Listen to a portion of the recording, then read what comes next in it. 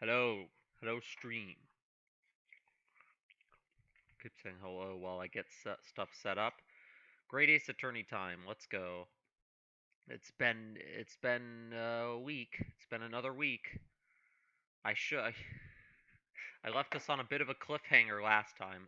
Not really, but I left us in the middle of a great deduction. So, gonna have to recap with Sherlock Holmes. But yeah, in the last stream we met. Hold on. Her. Uh, and now we're going to question her some more. Welcome to the stream. Welcome to the stream. As you can see in the title, today we are questioning the hot witch girl in the Great Ace Attorney 2 that we met in the last stream we did. Madame Two Spells is her name. She's French.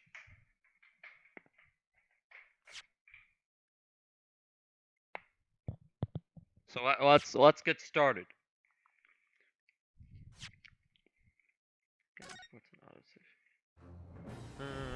This is right where we left off. This wax museum location.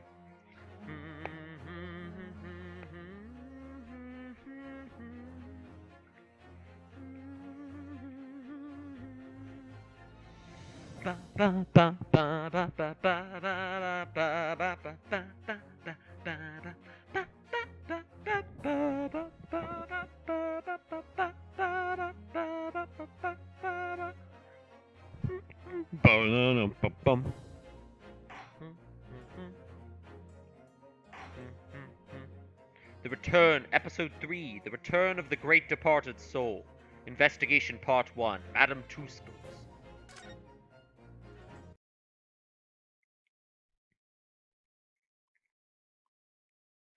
You shall now have the pleasure of seeing this famously great detective and temporary exhibit at work, as I deduce what you've been doing behind closed curtains at the Wax Museum.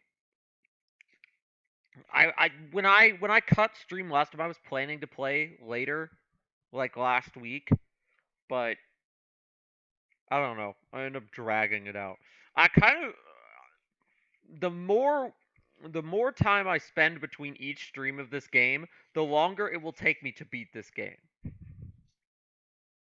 That has gone from being a negative to like a positive now. I don't want to beat this game right away. This game's too good. I don't want to have no more Great Ace Attorney content to stream. Course correction.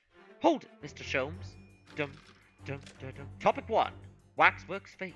Conclusion. Sold for cash. There she is. The hottie hottie. To begin with, we must ask ourselves what exactly is afoot here in this museum. The answer is revealed by the bundle of banknotes protruding so helpfully from your bag. In my estimation, some £200. That is all my own money. So, what does this large sum of money reveal? Ah, not as much as the involuntary glance you cast, it would seem, Mr. Madam Two-Spells. Yes, the answer lies where your eyes now fall. The significance of the £200 revealed by that public notice. She definitely looked in this direction, it's true, but I'm not sure if she'd sell any of her waxworks, even for £200. Oh? She must pour her heart and soul into making them, don't you think? Over and above the wax. If it were me, I wouldn't sell them for anything. For that much money, I would. Sounds like that makes me a bad person. I wonder if the £200 could have some other significance.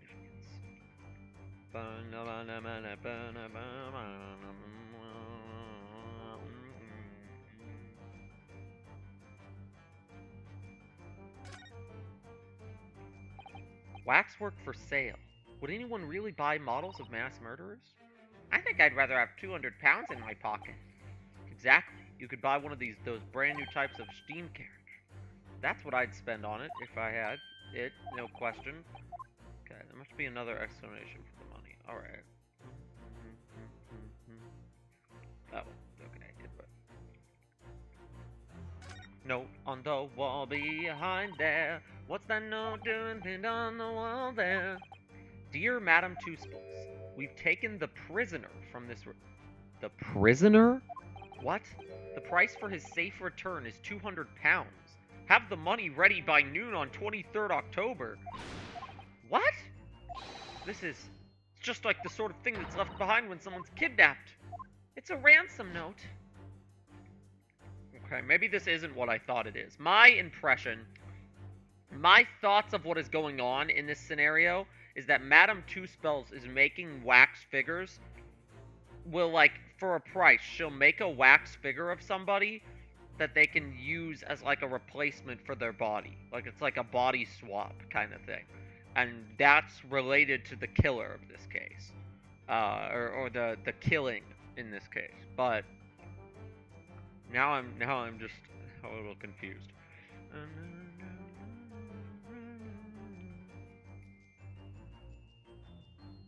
I guess this would be the answer. Wait, let's examine him. It seems the well-dressed gentleman is alive after all. Just not alive and kicking. And he's not a waxwork or a model of a mass murderer. I'm not sure I'd pay 200 pounds for him. I don't think the man's up for sale. Okay. What's this? Take that! Take that!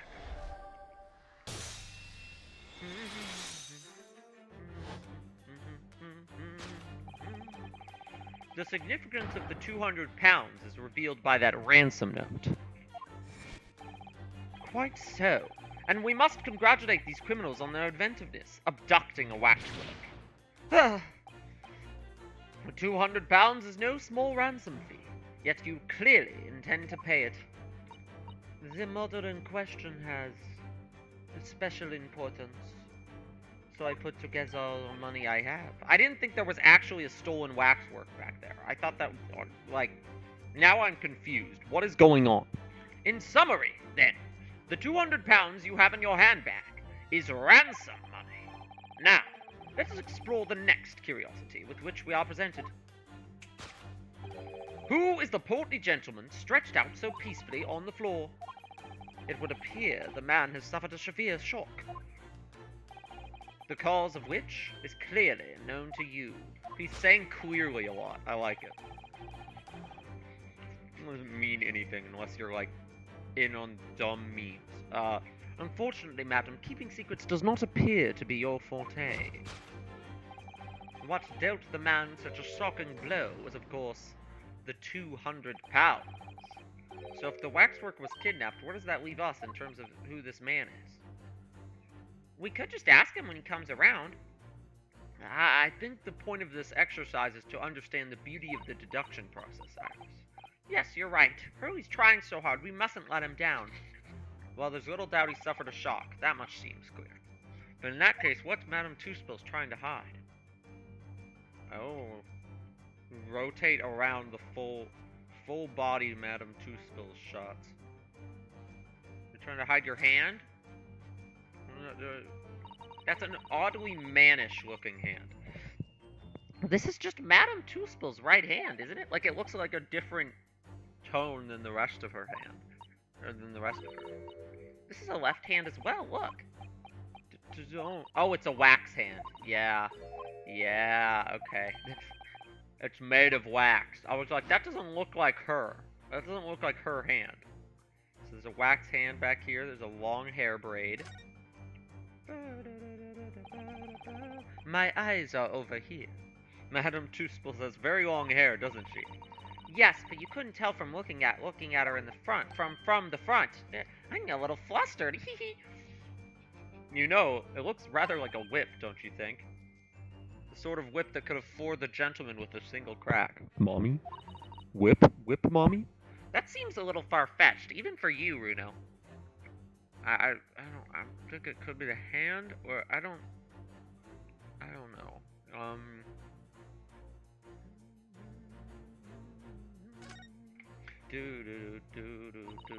So she was prepared to pay all that money to get her waxwork back again?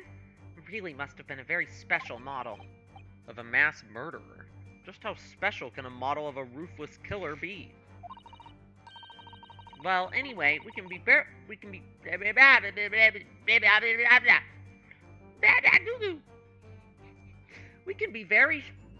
Anyway, we can be fairly sure the man lying on the floor didn't take it.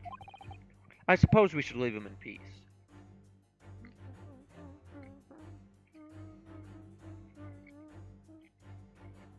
Is it the hand? Or is it the braid? I don't... Take that! The long hair braid. Nope. Nope. Madame Toothspill's hair is very neatly braided. She clearly used it as a whip. Whip me, Mommy. Whip. I can picture the scene quite clearly. Mr. Naruhodo. Yes? I'm afraid your imagination is over... Just because that's your fetish doesn't mean that's what happened here. Well, yes, perhaps I was, clutching at straws a little. Ah, yes. I, on the other hand, can picture your spiky hair running through the man quite clearly. Please tell me that's not one of your fetishes. Have I ever gotten one of these wrong before? The head was something hard. Okay, so I think it is the wax hand. Take that! Yeah. What dealt the man such a shocking blow was, of course, the waxwork hand. Indeed, with a solid waxwork limb, one could deliver a very substantial blow. How could you? The hand protruding from the bottom of your cape. It ought to be a right hand, but closer inspection reveals that in fact it's a left hand. It's also a wax hand, and does not look as soft as your hands are. It's somewhat masculine as well, yes. In other words, it does not belong to you, madam. It is the hand of a waxwork model. Kia!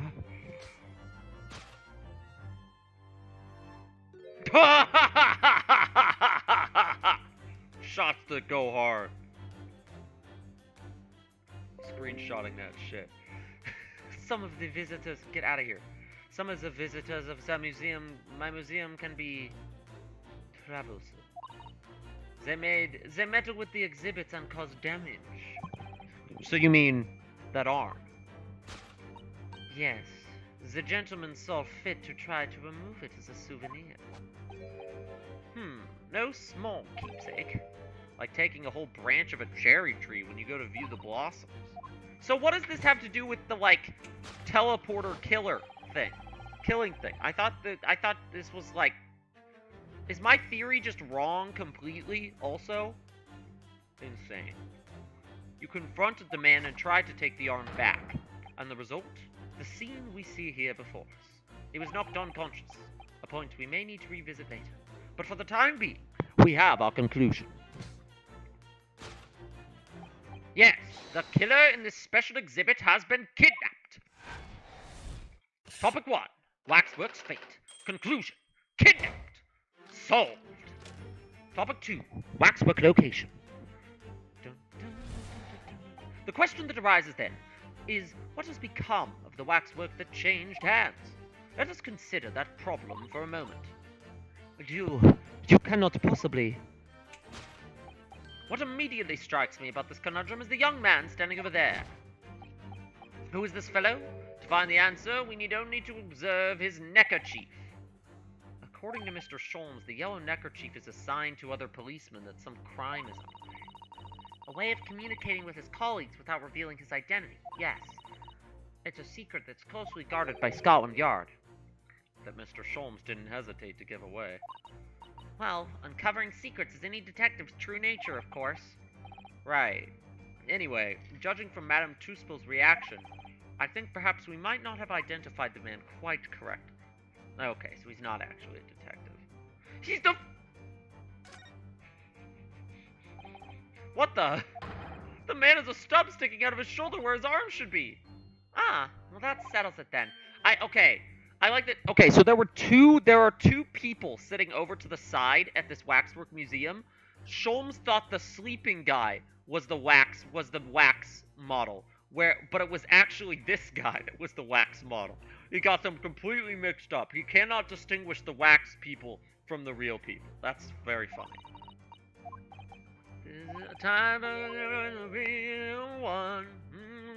Take that! shoulder stub. Who is this fellow? To find the answer, we need only observe his shoulder stub. No such boneless human walks this earth, of that I can assure you. In other words, the man standing here, the young Sergeant John Clay, is in fact, defying all odds, a waxwork model. I seem to remember it was you who concluded he was a real person in the first place, Mr. Sholmes. Well, I was wrong. Shut up. He has become quite a celebrity in London, being the winner of no less than 3 policing awards last year. I simply had to make a model of the man. Naturally. What other explanation could there be? I knew I recognized him. It was this detective's arm that was pulled off by the man on the floor in the special exhibit, was it? Next, we turn our attention to the old man sat before him with this particularly unsightly visage. He's a waxwork, right? Please tell me I wasn't wrong about both of them. Yes, your reaction only confirms my suspicions, madame. I noticed it at once, of course. Observe! The price tag. Which falls apart because she's not selling the... This is actually a policeman. So this is the special killer taken from the but no, it's not. This is a real... And this guy's got the yellow handkerchief. This guy's the undercover cop. I don't believe it. It's the secret sign that lets other detectives know some criminal activity is underway. It's a slightly strange choice of outfit if he was trying to go unnoticed. He just fell asleep. He must have been a detective disguised as a policeman. Or a detective disguised as a waxwork model of a policeman. I don't... Okay, alright. He's twitching, which means that he's not wax. Look at this. The old man's tapping his foot. Not tapping his foot. It must be a twitch. Never mind that. The point is waxworks don't twitch. We've seen a scarf like that. Okay. So what am I trying to present? The telltale sign, whether or not the man is waxwork, is his twitch that Sholmes somehow did not notice. The telltale sign that instantly proves whether or not this old man is a waxwork is the obvious twitch. Oh, even the most realistic waxworks do not exhibit a twitch. In other words, this splendid old man is in fact a genuine member of Scotland Yard. Slight shift in your choice of adjective. And there you have it.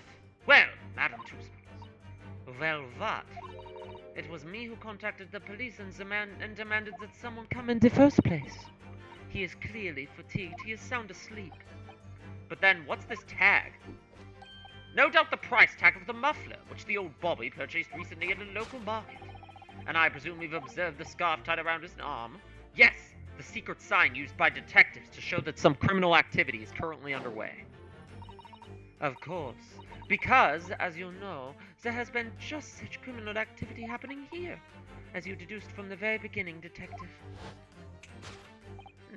So, it would seem that we finally arrive at the truth, which wasn't at all the truth I, or Rionosuke, or the streamer Chuck Batman thought it would be. The waxwork of the especially ruthless killer from the special exhibit has been kidnapped. So she doesn't sell waxworks of, like, dead people. Scotland Yard are already investigating. But the model's whereabouts remain a mystery. Thus concludes Sherlock Sholmes' great deduction of this horrifying puzzle. I love this game. This game's dope. I'm gonna be sad when I finish it and there's no more game left. Always having a good time every time I stream it, whether there's people in the chat or not. Deduction complete. Elementary.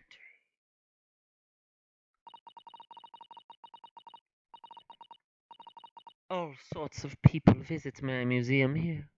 Men and women, young and old. Sometimes they drop in for just a short time on their way back from the pub. I welcome them all. But if anyone tries to damage my exhibits, I do not take it lightly. Anyway.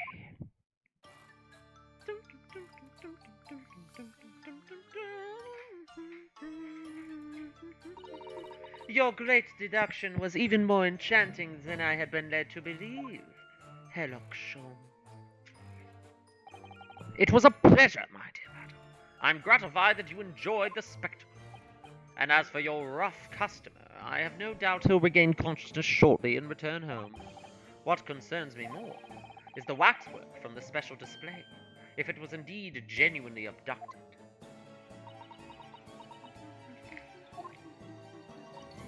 Yes, tragically it was. Then I would ask you to recount us the events surrounding the stolen waxwork, in as much detail as possible, if you please. Very well. But after I have told you what I know, I must insist that you return to your work. The talents of a great detective could be put to better use, I feel, but as you wish. She's got him wrapped around her finger, doesn't she?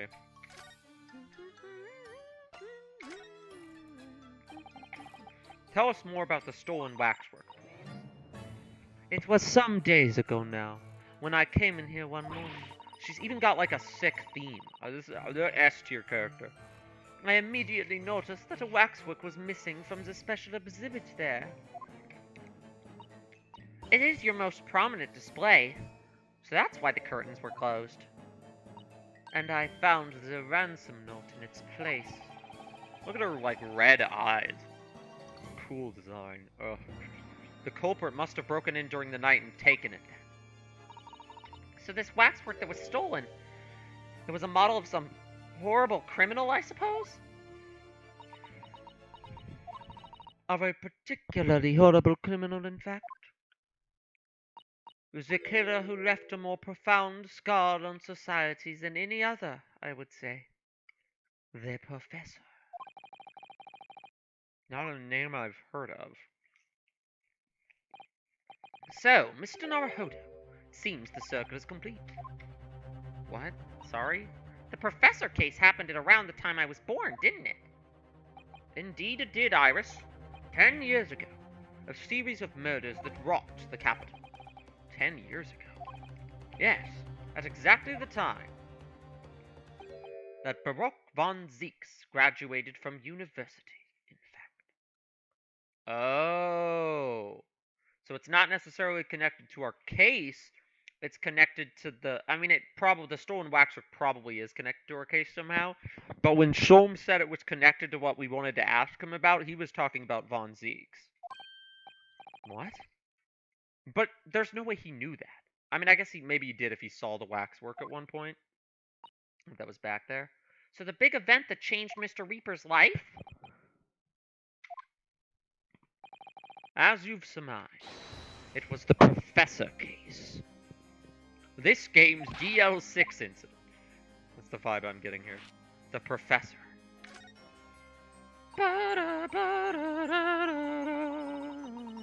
It was a series of gruesome murders that had all of London gripped in terror a decade ago.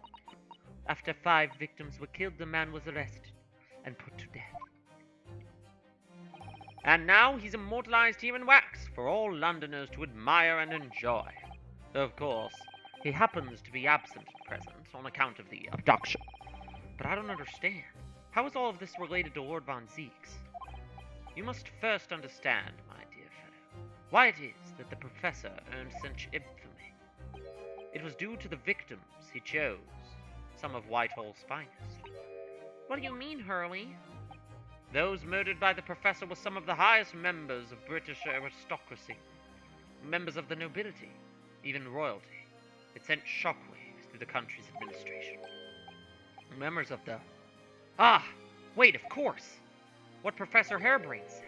Lord Von Zieks is from a family with noble blood. Oh gosh! It was the 5th victim that led to the Professor's arrest. The last of the killer's prey was a young noble by the name of Clint Von Zieks. No, I don't believe it. Von Zieks. Yes, Clint Von Zieks. I'm sure you can piece together the rest for yourself. In the wake of his older brother's murder. Oh, not a father, an older brother. Interesting. The young Baroque pursued a career as a prosecutor, and eventually became the Reaper we know today. I had no idea Lord Von Zieks had such a tragic past. Well, I'm afraid that's all I can say on the matter. For the time being, at least. After all, I have work to do. As a waxwork exhibit.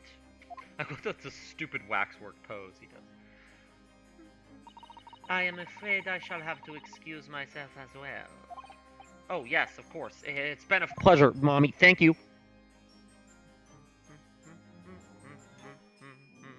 Bum, bum, bum, bum, bum, bum. Well, none of the predicted scenarios I've been analyzing involved you. Who is talking right now? Well, is this Von Zeeks? Well, none of the predicted scenarios I've been analyzing involved you coming to visit me. Oh, okay. Well, none of the predicted scenarios I've been analyzing involve you coming to see me here. Yeah, it's been too long. It really has. Was this the voice I was doing last time? Not exactly, I don't think. I'm delighted to see you, Barack. It's been 10 years. And here we are, meeting in a prison, of all places. I can't forgive myself for what happened to Mr. Asman. I just can't. I still can't believe it could happen. Tomorrow the court will decide.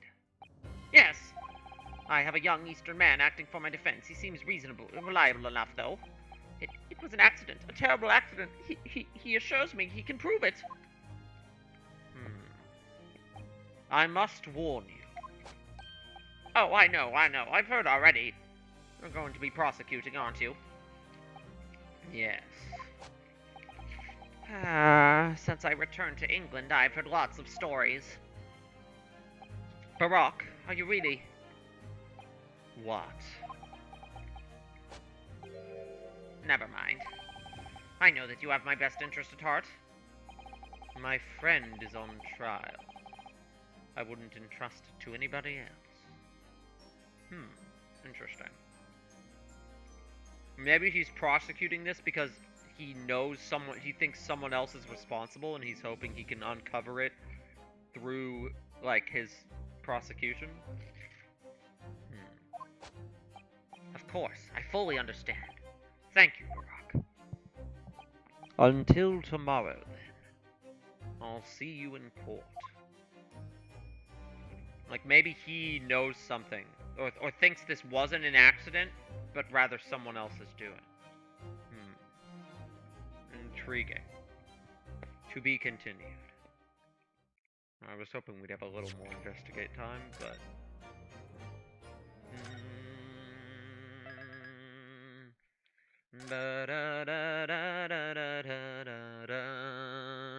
It's trial time. I should probably go, pour myself a drink, if I can...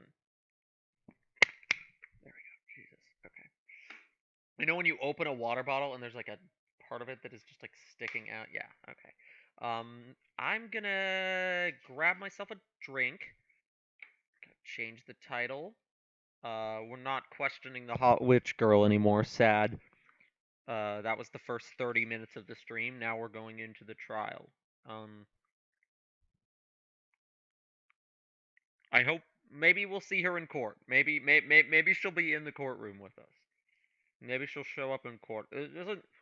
We don't really know how her waxwork. There's 3 mysteries here: the stolen waxwork figure, the murdered man in the teleporter, and the attack on Barack von Zeeks. The mystery of the Reaper. All 3 are probably connected in some way, but the connection points are not immediately clear. And now it's our job to uncover them.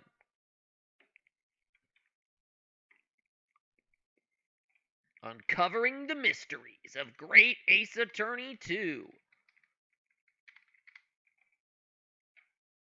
It's a more generic stream title, but you know, it is what it is. Oh, I can grab a drink later when I actually need one. I don't know. I don't know where my booze is. I don't know if I have any right now. Always very last minute, the planning for these streams. Can we go now? Okay. I just saved it again for no reason. 23rd October, 8:52 a.m. The Old Bailey Defendant's Antechamber. can't believe it's been 6 months since I was last allowed to work in court. And now here I am, back at the Old Bailey. Mr. Navajodo. Good morning, Professor Harebrained. I don't understand. It doesn't make any sense. The atmospheric pressure in here is off the charts. I've never felt anything like it. It's crushing me. I feel it every time I'm here. That gravity. Well, this is Britain's highest court. But are you telling me it's fitted with some kind of device that can actually control air pressure? I think it's probably all in the mind. Yes, well, you won't let me down, will you, Mr. Navajodo? I'm counting on you in today's trial to save my life! To save the secret of my super high voltage instantaneous kinesis machine from being made public! Yes, I understand. I know what I have to do. I have to establish that the explosion 2 days ago was nothing more than an unfortunate accident. Well, I'm sure there's nothing to worry about, really. Justice will prevail. My commiserations, Mr. Navajodo. Who is this? Okay, you. Why are you using big words, Sholmes? My commiserations, Mr. Navajodo. You appear to have been lumbered with the most tiresome case here. Mr. Sholmes, I didn't expect to see you here. That was very mean, Runo, leaving me alone at home with Hurley. It took me at least an hour to wake him. It's the thing that everybody... Are you... Sit down! Look, Sholmes! Indeed, sir. I am he. Hairlock Sholmes!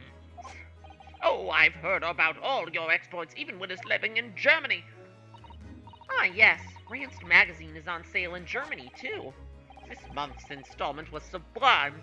Your deduction in the adventure of Silver Blaze was wonderful. Yes, a memorable case indeed. It concerned a snake, I seem to recall. No, that was the Speckled Band. Runo was there for that one. Well, thank you for coming. I do appreciate your support. I'm sorry to disappoint you, my dear fellow, but I'm afraid I can't stay. Oh. I have urgent business to attend to. You mean your waxwork job? No, the waxwork abduction, of course. Madame has engaged my services. So you're trying to get to the bottom of that ransom note, aren't you? We're gonna... That's gonna weave with this somehow. The week's wages depend on it. As does the safe return of the waxwork, naturally. As such, I intend to give it my undivided attention. Oh, well, never mind that. I understand. Of course, with my skills of observation and reasoning, resolving the matter will be as easy as proverbial pie. I shall return forthwith. For until I solve the case, I shall have no money to afford a pie of any description. Ooh, then you must absolutely give it your full attention, Hurley. Quite, Iris, quite. But life is riddled with irony, you know. Whenever I give something my full attention, I have quite an insatiable desire for a pie. One of the universe's intractable mysteries, you might say. Well, I love these characters. Quite definitely. Absolutely. I totally understand. Is someone a little starstruck? I wish you the very best of luck, Professor Harebrained. Oh, Rick! Jeez, Rick! Why, thank you, Rick. This was sounding a little Justin Roilandy. Before I depart, Mr. Navajodo, a word in your ear, if you please. What's this about? As you have remarkably little grounding in science, I feel I ought to inform you. As compelling as this super-high-voltage instantaneous kinesis hypothesis may be, a practical implementation, such as was attempted by the professor at the Great Exhibition, is quite impossible. But the professor said the demonstration was a success. Yes, it would appear that he fervently believes it was. I've read Professor Bunnybrain's paper about it too, Runo, and I have to say, I'm sure it can't be done. It could barely be done theoretically, let alone practically. But how could an experiment that had no possibility of succeeding in fact succeed? That's contradictory. And it's that contradiction that will be at the heart of the trial, no doubt. So they're telling us, the player, right now, no, the teleporter machine is not real. How the body went from one place and ended up at another is the thing you need to figure out. Cool. Now, I must hurry along. I wish you the best of luck. See you later, Hurley.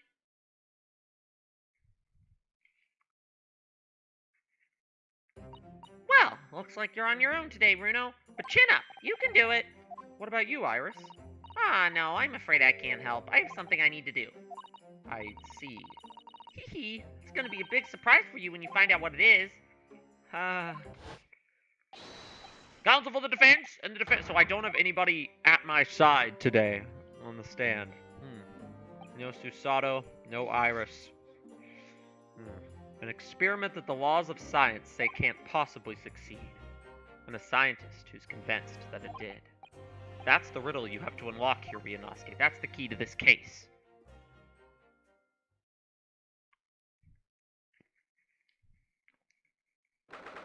"23rd October, 9:10 a.m. The Old Bailey courtroom." Well, this looks like an actually new lineup of jurors for once. That'll be nice. In the name of Her Majesty the Queen, I hereby declare this court to be in session. We are sitting today for the public trial of Professor Albert Hareberry. I now call upon the counsels for the prosecution and defense to declare their willingness to proceed. The prosecution is ready. The defense is ready, my lord. I'm 6 months out of practice and what's more. No Susato. And no Iris either. Is it just my imagination, or does the air in here feel even more oppressive than usual? So, I must say I recollect the victim of this case all too well. Mr. Odie Ashman. Mr. Asman was well known as a financier, though that was merely a front for his diverse criminal activities. It was only a month ago that the man appeared in court prosecuted by you, Lord Buckles. Oh, this was a recent case. Okay. The jury unanimously found him not guilty, so he hasn't just been losing cases against me. Interesting. These powerful London criminals are prepared to go to extreme lengths to keep their freedom. But 2 days ago, on 21st October, Mr. Asman met his end. The work of the Reaper, was it? If that is how your lordship would describe divine retribution. But the fact remains that Mr. Asman's death was a direct result of the actions of the accused, Professor Hareberry. Very well, then. Now, ladies and gentlemen of the jury, you have been selected at random to represent the will of your people. Are the 6 of you ready to fulfill your duty?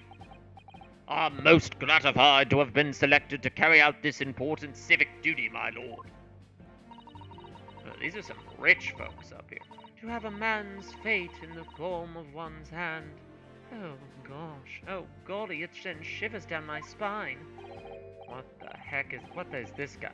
Science experiments, magic, conjuring tricks, courtroom trials, all are nothing more than performances. Firm, this spirit solid that defies the reputation of science deserves to hang! Hang! Is this a child? Is this a child? We will listen to what's said on both sides of the fence, and then settle on one. That's it, isn't it? What is this animation? Why did they go to all the trouble to animate this weird, like, corn-eating animation? For the, like, this is a scary jury member. No, like, hey, this is the guy that was in the Waxwork Museum yesterday, isn't it? Oh, can you stop freaking eating corn in the courtroom? Oh my god, he's got a gun. Wasn't like this in my day! Wasn't like this at all! That's the police killer otter mole look-alike. Again. And he's, what is it? It's 6 new jurors, I'll tell you that. There's no repeats, but, they seem deranged. Many of them seem rather deranged. Corn Girl is one of the most terrifying NPCs I've ever seen in a Ace Attorney game. Though the death toll could have been far worse, with the exception of the victim, no one was killed. Nevertheless, the dream of the science being exhibited rapidly turned into a nightmare for the spectators.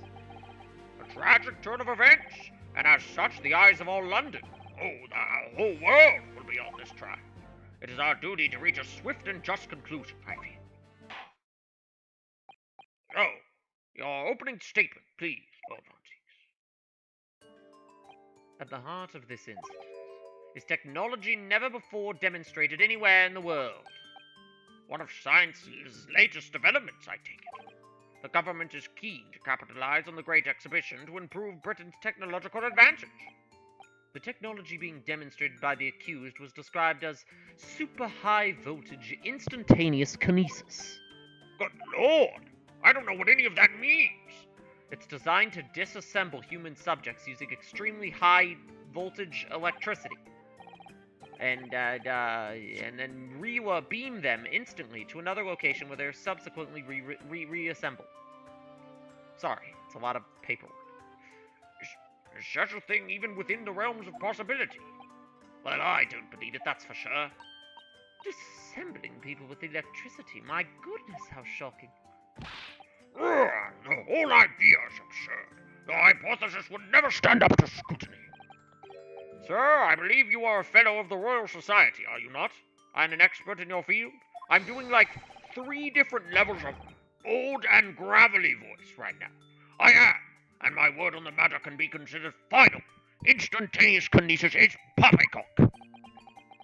So this expert and Mr. Sholmes are in agreement. It's impossible. What is the prosecution's view on the matter? The prosecution would assert that the accused's instantaneous kinesis demonstration was a success. What? What? I'm going to, lower it so it's not just the judge's voice. Order! Order! The professor's hypothesis is currently under investigation by the British government. If it is deemed to have merit, a substantial research grant would be made available. The accused made use of the invention built on his new hypothesis to take Mr. Asman's life, in order to be the sole benefactor of the grant. Bold claim. That disastrous demonstration was no accident. It was carefully designed from the outset to end the life of the victim. But also to teleport them? A bit of a reach. Thank you, Lord Von Zieks. The prosecution's stance is clear. But you will now bring forth witnesses to substantiate your claims. Gladly.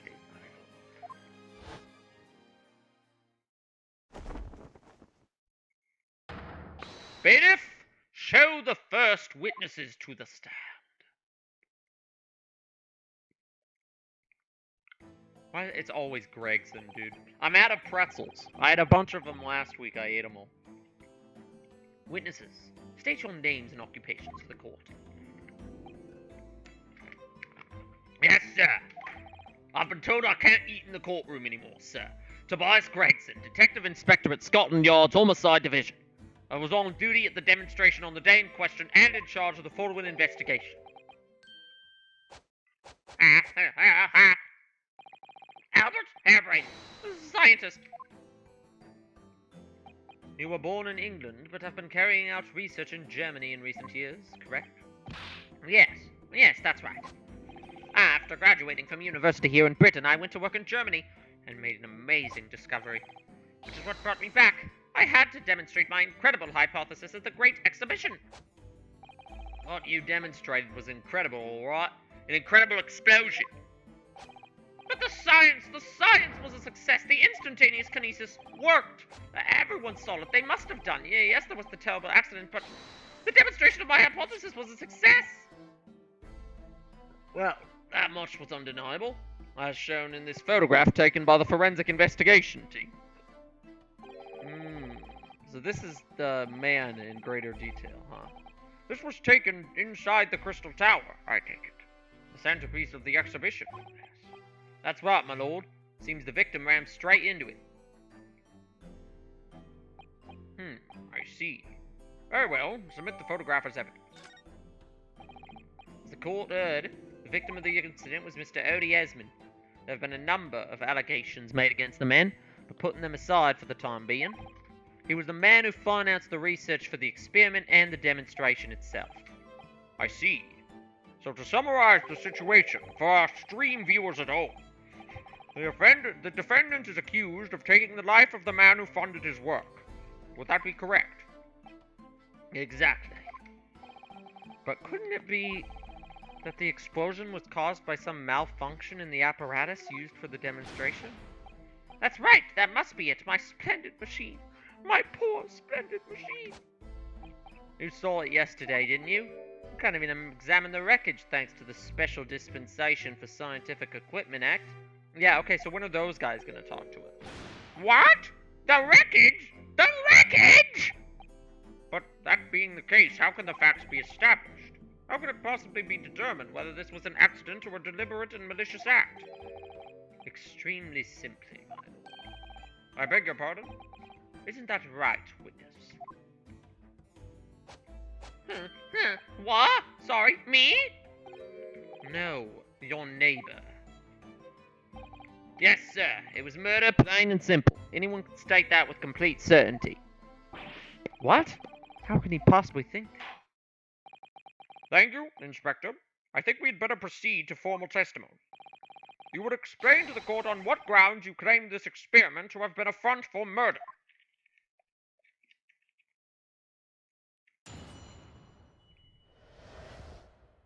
A front for murder.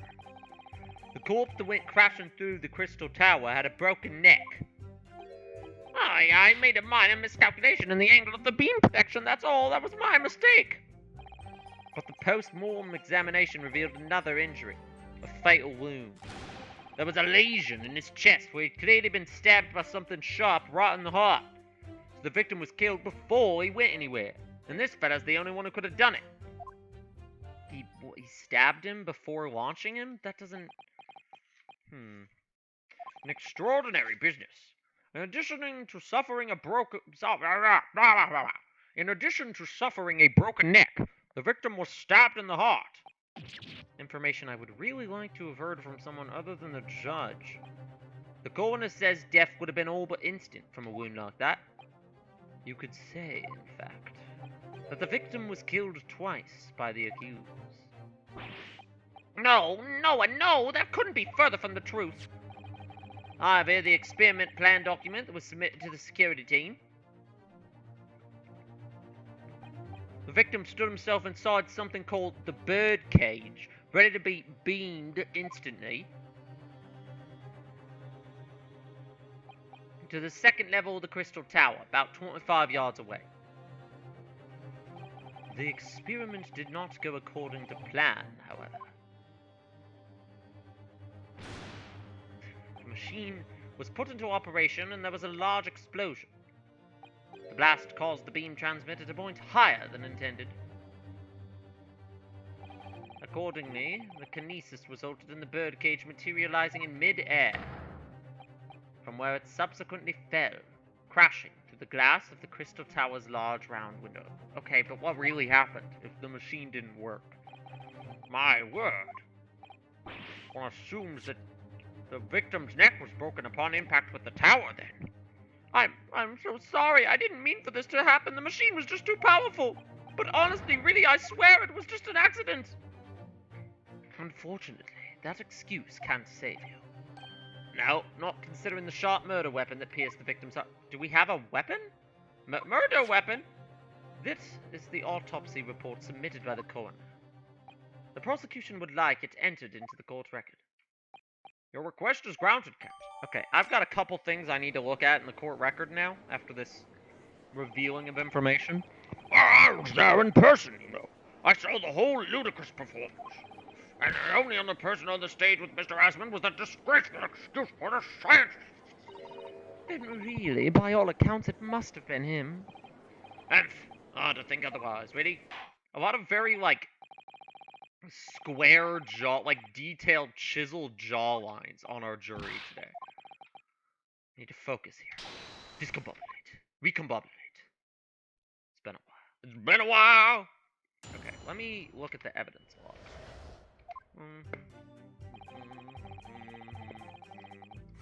Want to check the evidence.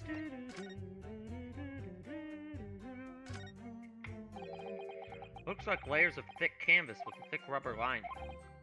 Applying Mr. Sholmes' method, you might deduce this was a part of a raincoat worn by someone who really didn't want to get wet. And the charring must have occurred when the person was struck by lightning. Okay.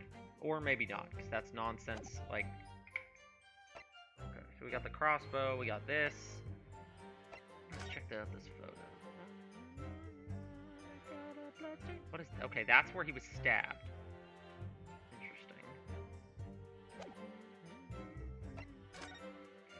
Details of victim. Coroner Courtney Scythe.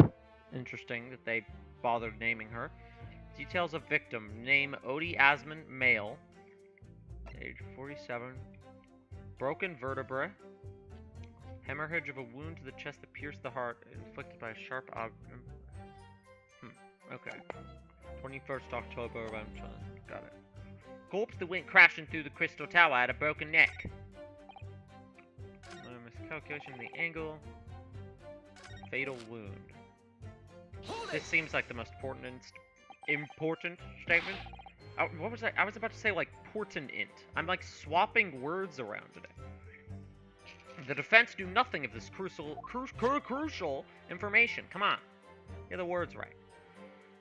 The prosecution received this report from the forensic investigation team only this morning. That was the first we knew of it as well. I can only apologize for the impossibility of informing the defense. Sarcastic and insincere? Thanks. So what was the nature of this sharp object? Among the accused tools that were in use at the demonstration, one is of particular interest. This. Ah, yeah. Oh, the screwdriver. There he is! There he is, Mario! And my trusty little companion, Andrew! This is not his voice. Stop it. Andrew, of course. What? Oh, do you know each other already? He's one of my dear friends. Like all my tools. I've named them all, you know. We're one big happy family. Alright then. Cuckoo, cuckoo. Andrew is my flathead screwdriver, of course. His brother Michael is a crosshead. Well, it would appear that your beloved Andrew has a red stain on his shank. Ah, that isn't... Wait, was that there before? When we picked it up at the crime scene? It's blood, beyond all reasonable doubt. No. And that's not all. The long, sharp shape of this Andrew fellow is completely consistent with the victim's wound. Oh, what? What? Andrew, how could you? Order! The court will enter this friend of the defendant as evidence. So one of Professor Harebrain's tools is a murder weapon? Great. Alright, let's look at the weapon then.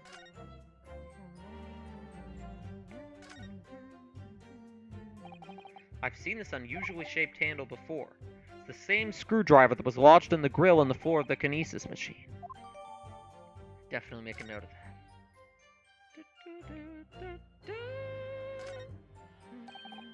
This is blood. This is the problem with looking at murder weapons.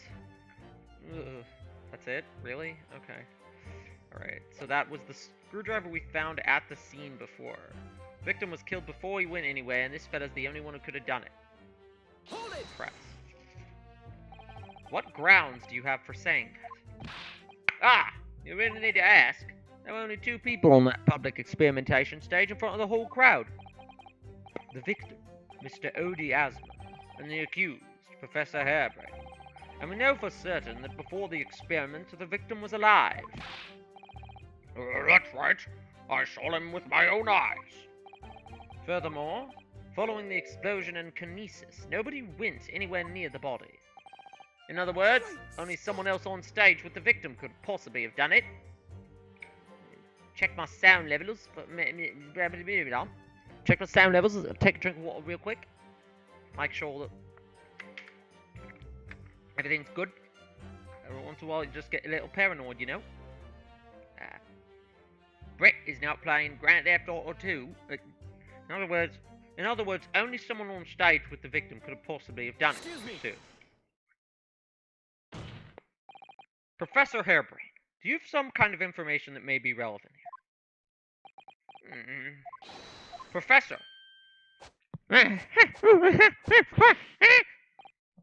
Sorry.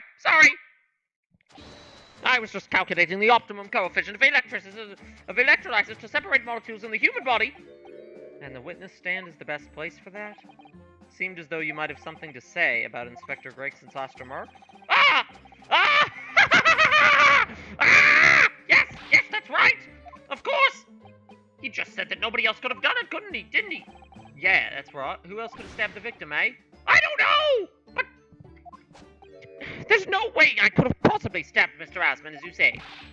Explain, please, Professor. Of course, this cold-hearted policeman may not be aware, I suppose, but humans are warm-blooded mammals with blood running continuously through their veins. I had heard. I want pretzels. I crave them. I need to buy some. Then surely you see, if I'd plunged something the size of Andrew into the man's chest, the old stage would have been a bloodbath, not a blood swimming pool. But thousands of Londoners were watching me at the time, and yet none of them claimed to have seen a swimming pool of blood. Well, no, I suppose not. You see, not one. True, I didn't see anything like that. Maybe I was too busy mixing potions in the courtroom. Well done, Professor. That was a great counter-argument. Order! First the pretzels, then the wine. I need a drink. Pray forgive the discourtesy if I say. Well, I'm gonna grab myself a glass. I'll be right back. Hello, I have returned. Took me a little longer than usual. My stuff was kind of back in the fridge. I found the last bottle of the last little bottle of rosé. This is not gonna. Yeah, I was gonna say it's not very fresh, but I think it's the last little bottle I have, so I'll have to pick something up next time. I didn't read that. Pray forgive the discourtesy if I savor a drop from my hallowed chalice to accompany my old friends. Adducing? What is that? What does that mean? What adducing? Adduking? I don't know what that word means. Here's to you, Albert. Oh, you're too kind, Barack, but I'm not really a patch on you. No, you're not. No? Huh? You've neglected to mention one crucial possibility. I have? A particular situation in which very little bleeding would result from a stab wound. Ah! Of course. Inspector, enlighten the court, please. Yes, sir. Very well. You will amend your formal testimony now, Inspector Gregson. What? The weapon that the victim was stabbed with must have been left in his body while he was beamed through the air, but how? Hold it! Why would you think that? With any wound, it's only when you pull the weapon out that the profuse bleeding occurs. Whilst it's still lodged in the body, it acts as a stopper of sorts, for want of a better word. I see. You don't need a medical degree to be aware of this fact. It's common knowledge for any investigator. Where's Susara-san when you need her? If you ask me, this bloke masked what he was doing from view with his body before stabbing Asman in the chest. And he beamed the victim off the stage with his fancy device, the screwdriver still where he planted it. I would never do such a thing. Not to my precious tools. I would never use them for such dirty work. You only use tools for their intended purpose. That's common knowledge for any scientist. The fact remains, the lack of blood at the scene can be easily explained, as the prosecution has demonstrated. So that's all the testimony. I had no idea why the victim had been stabbed. It changes everything. Did Von Zeeks keep that to himself until now on purpose to gain the advantage?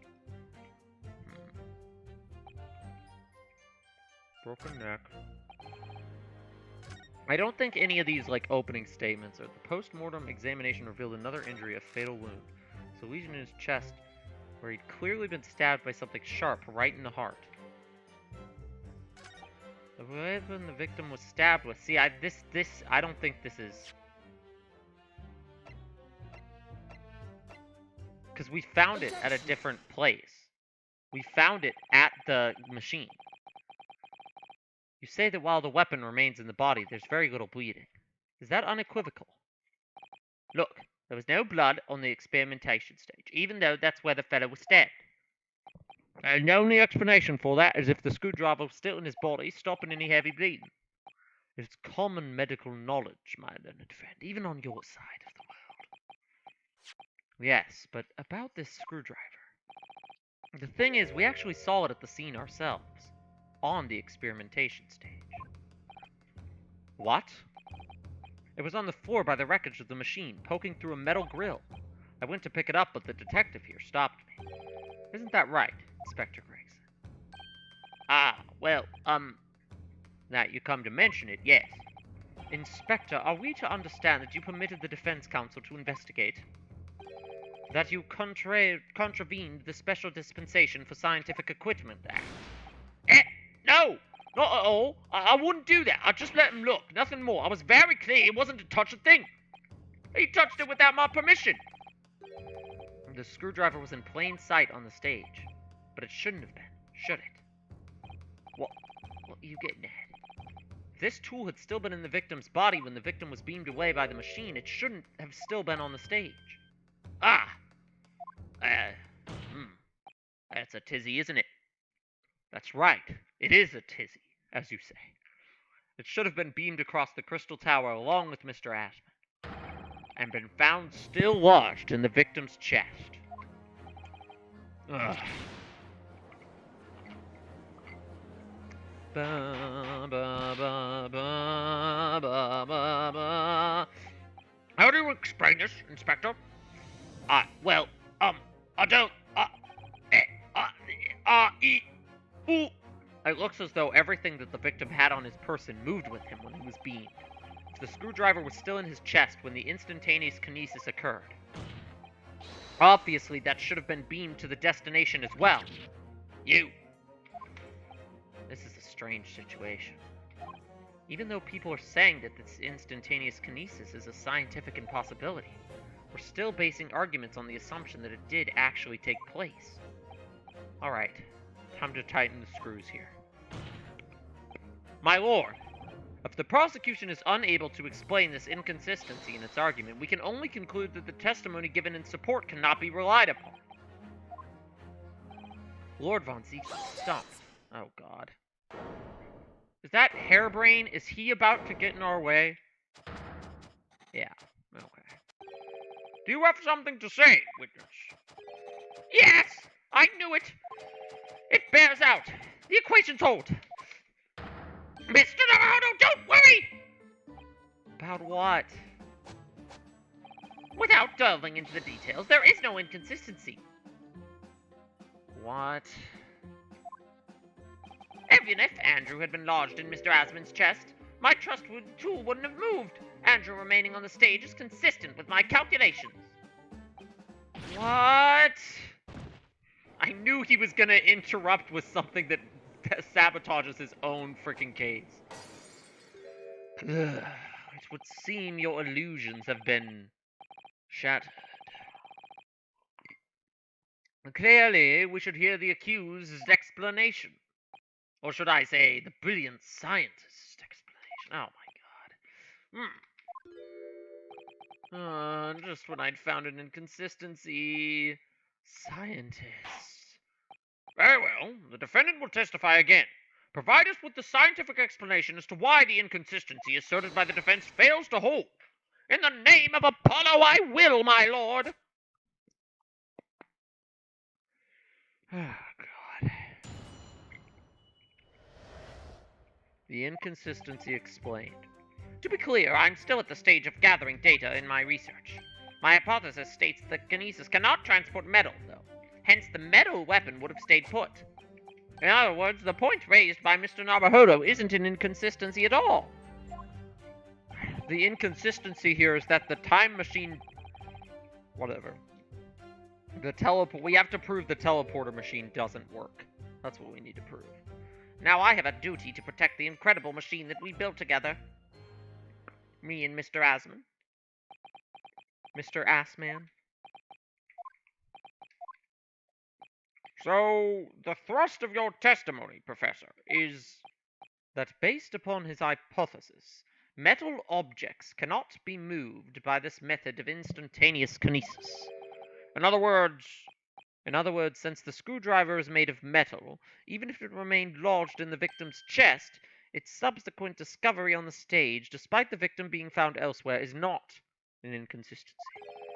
And therefore, Professor Albert Harebrain could still have been the killer. My great hypothesis holds, you see. We had to make sure we had to make the cage used. We had to make the cage used to contain the subject from wood for that very reason. I was not addressing you, witness. Professor Harebrain? Yes? Whose side are you on here? I don't take sides, Mr. Naruhodo. No. My only interest lies in upholding my hypothesis. I'm a scientist, after all. Is he working for us or against us? It's very hard to tell. Let's see how you cross-examine this testimony, my Nipponese friend. Yes, fire away, Mr. Naruhodo. Fire away! Hit me with your best shot! Why don't you hit me with your best shot? Hold it!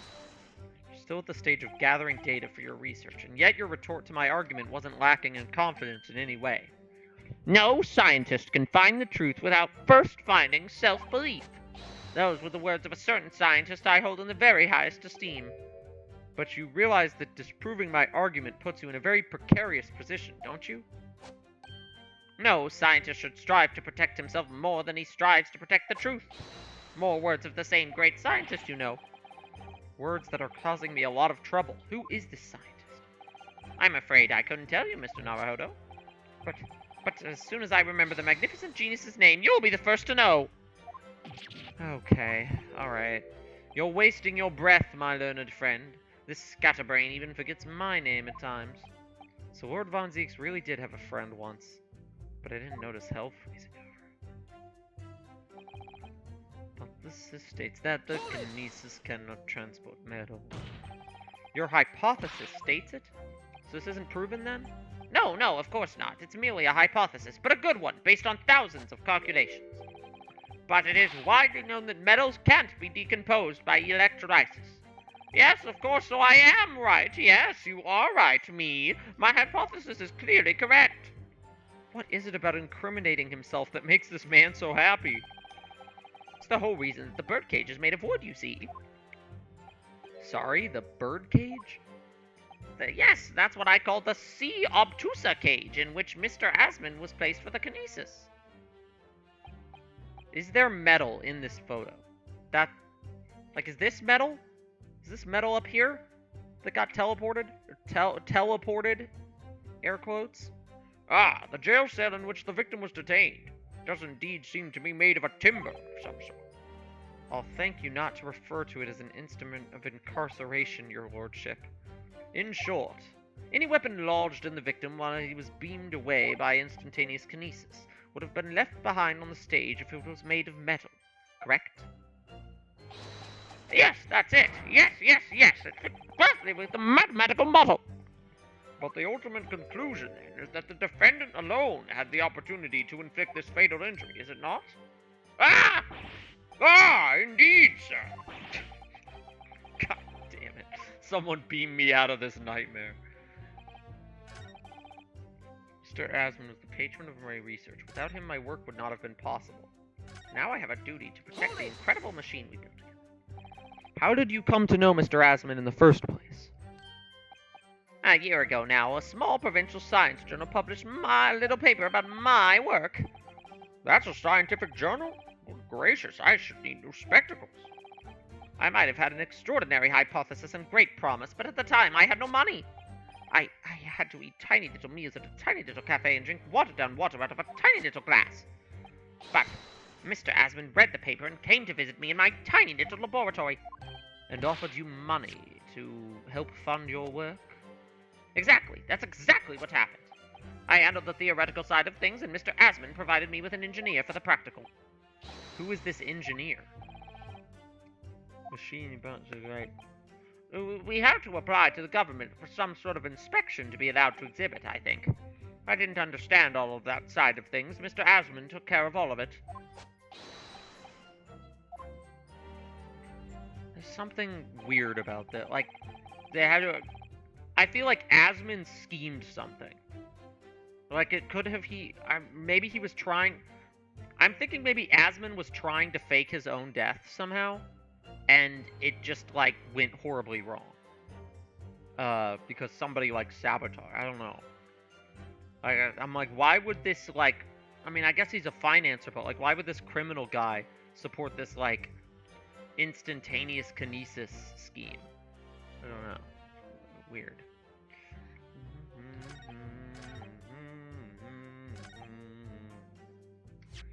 Cannot transport metal, but there is metal right there on his glasses. Will that work? Let's try it. Objection. Professor Harebrained, you say that according to your hypothesis, nothing made of metal can be beamed. Yes, that's right. Spot on. Exactly correct. In that case, I'd ask you to have a look at this photograph that was taken at the scene. Yeah, okay. There's metal in the photo. In particular, I'd like you to pay attention to the victim's face. You can clearly see that Mr. Asmund is wearing a pair of spectacles with a metal rim. What? Metal? No, metal can't. That's not... Metal? No! We've already established that the proposed murder weapon, the screwdriver, was found on the stage. However, if your hypothesis correctly predicted that outcome, it should also have predicted that the metal-rimmed spectacles would be found in the same place. Dun dun dun dun dun dun dun! My hypothesis! My hypothesis! Dun, dun, dun, dun, dun, dun, dun, dun. Professor Harebrained, this isn't easy for me to say, but your hypothesis is clearly flawed. Clearly. Bum bum bum bum bum bum bum bum bum bum bum bum bum. Order! Order! Order! Counsel, what is the implication of this? If on the day in question the alleged instantaneous kinesis never actually took place, then it's entirely possible that the victim was killed somewhere other than on the stage. And in that case, someone other than the defendant could have been the culprit. But my hypothesis! My hypothesis is sound! I proved it that day. The experiment was a success. The experiment was proof of all my work! If I could say something here in my capacity as a fellow of the Royal Society. Yes, juror number 4, go ahead. As a man of science, there's one thing I simply cannot abide. And that's a fraud who pretends to be a fellow man of science. What? Wait! Great Scott! Are you suggesting my science is suspect? I like that we're trying to protect him from going to jail for murder, but for him, this, like, oh, I'm a fraud scientist is like a worse outcome for him. I feel like he'd rather go to jail. It's just been disproved, has it? In front of all of us. In other words, the whole demonstration was a complete nonsense from start to finish. Total poppycock! Believe me, my fellow jurors, when I tell you that this man is a heel, a bounder, and a fraud. I say the wreckage of that machine should be stripped down and thoroughly examined. No! Never! That machine is the essence of my entire hypothesis! It's protected by the Special Dispensation for Scientific Equipment Act! What the devil is a blasted act all about, eh? Who made up such a daft rule? I don't like the way this seems to be going. What's the best way? Objection. Objection. You're focused on the wrong things. It doesn't matter if the experiment was a success or not. Professor Harebrained is yet to perfect his invention. That would seem to be the case, yes. But even so, what? Going to such trouble and expense to create a fake machine to display in public. He would have absolutely no reason to do such a thing. He had an obvious reason to do exactly that. For the research grant money. If the government was foolish enough to have deemed the man's ridiculous notion plausible, he and his conspirators would have received a handsome sum indeed. conspirators. What would be the value of such a grant for £10? You're an order of magnitude out, madam. £500 a year. Oh, you could live on handsome on that much for years. The Society's noticed an increase in bogus public demonstrations in the field of science recently, and branches of scientists arguing with each other to get the largest slice of the funding cake. People's greed is plenty motive enough for murder, I assure you. No, I haven't deceived anyone, least of all the government. My hypothesis is sound, the science is sound. Please, you must believe me. Objection! No matter how unbelievable this hypothesis may seem to you, ladies and gentlemen, the fact remains that the victim was transported instantly to the Crystal Tower, which means that the experiment was a success. He's really backing up Hairbrain with his experiment thing here. Interesting. Ah, Baroque. And therefore, the only person who could have possibly committed this murder is the accused.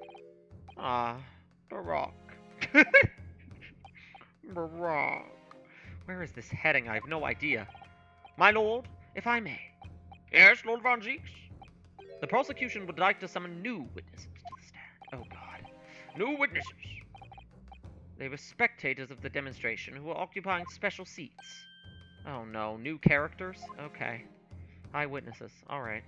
Very well, the court grants the prosecution's request. I should very much like to hear from eyewitnesses to the incident. The prosecution's stance is clear, that this experiment was no pastiche.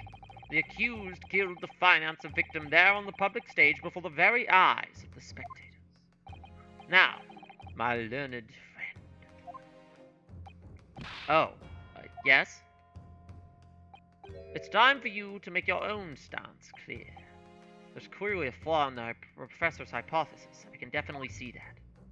But where does that leave me?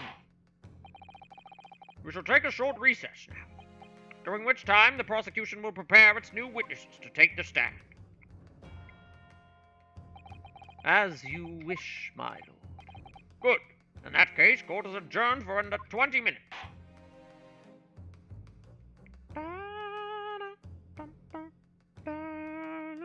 To be continued. To be continued. I was gonna stop at the first, to be continued, but I've only been going for an hour and a half, and I still have a fully poured glass of rosé that hasn't been drank yet, so we're definitely not stopping here. That's strong. Okay. Let's save here. Save here. Do do do do do do do do do do do do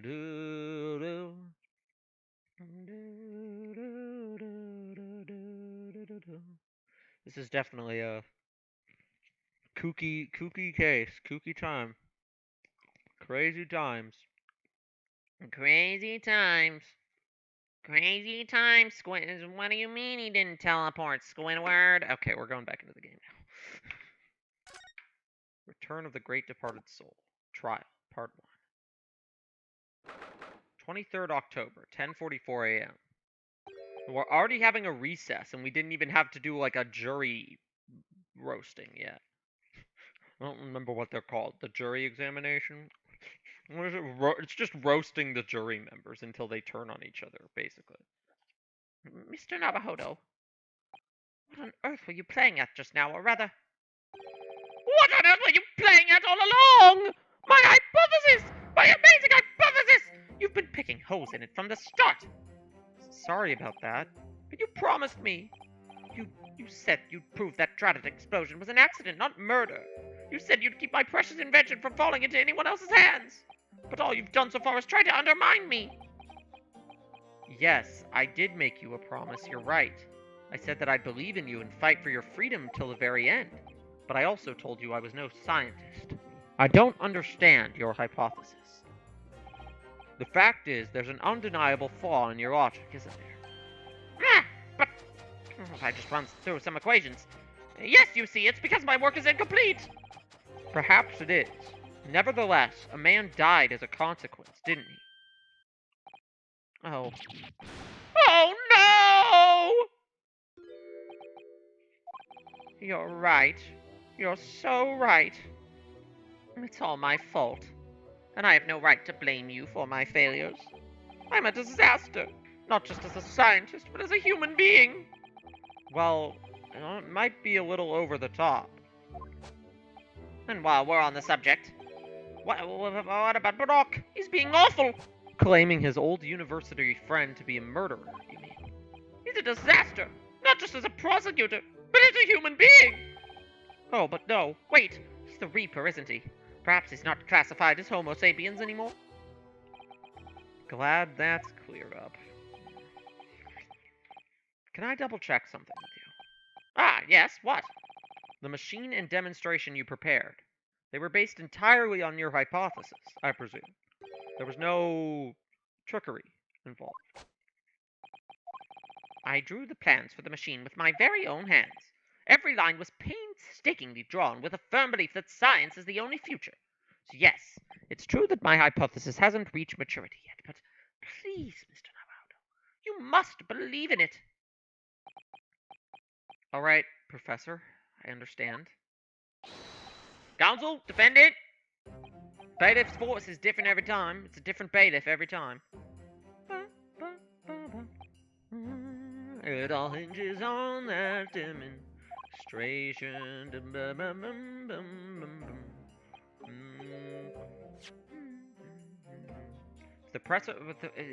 If the professor's hypothesis is sound as he claims, it leaves him as the only person who could have killed the victim. But on the other hand, Mr. Sholmes was adamant. A practical implementation is quite impossible. So really, what should I be trying to prove here? So it's either prove his experiment, prove his hypothesis, or prove that he isn't a killer. 23rd October, 11 a.m. The Old Bailey Court. What are we going to prove? What are we going to prove? In the name of Her Majesty the Queen, I hereby reconvene the proceedings of this court. Counsels for the defense and prosecution, are you ready for the new witnesses to testify? The prosecution is ready, my lord. As is the defense, my lord. So, Lord Von Zeeks, I believe these next witnesses saw the demonstration on the day with the questioner in question with their own eyes. Indeed they did. And as luck would have it, one of them is a police detective. So the testimony we are about to hear can be considered highly reliable. Perfect, a detective. The prosecution's stance is unchanged. Though it ended in tragedy, the demonstration on the day in question was scientifically sound.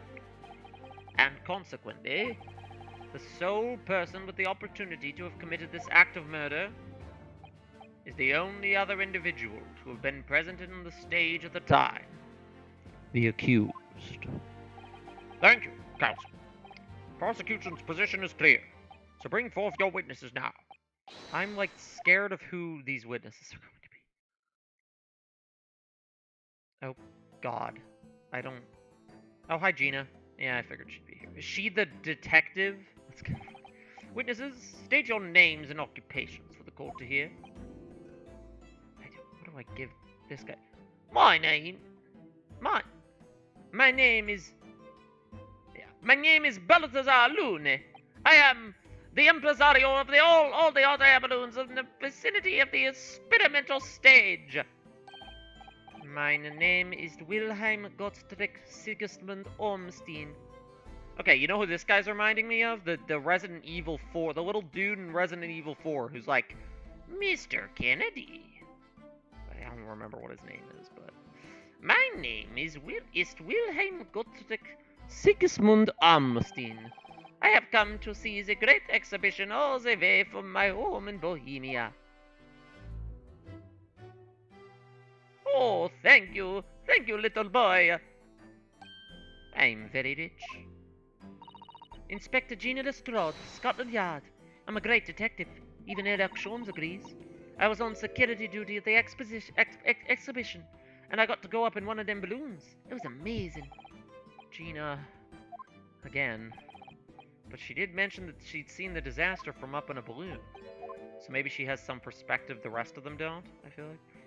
There were 3 balloons flying near the public experimentation stage. 2 of these witnesses were in one such balloon at the time, and saw events unfold from the skies above. You make it sound like they were in the clouds.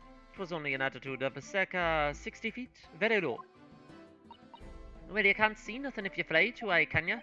I don't know why I gave them all different European accents. This is going to be... the voices are going to be hard to manage. Thank you for your introductions. Now you will give your formal testimony for the court. Kindly describe exactly what you witnessed, especially those of you who had a vantage point above the stage. Mr. Naruhodo. It was an incidente terrible. I am only grateful that my balloons were not damaged. There's this huge bang from the stage, and then the next second another bang in the sky above beside us. And from amid the smoke, a cage appeared out of nowhere. The cage, it fell from the sky like a stone and crashed into the crystal tower.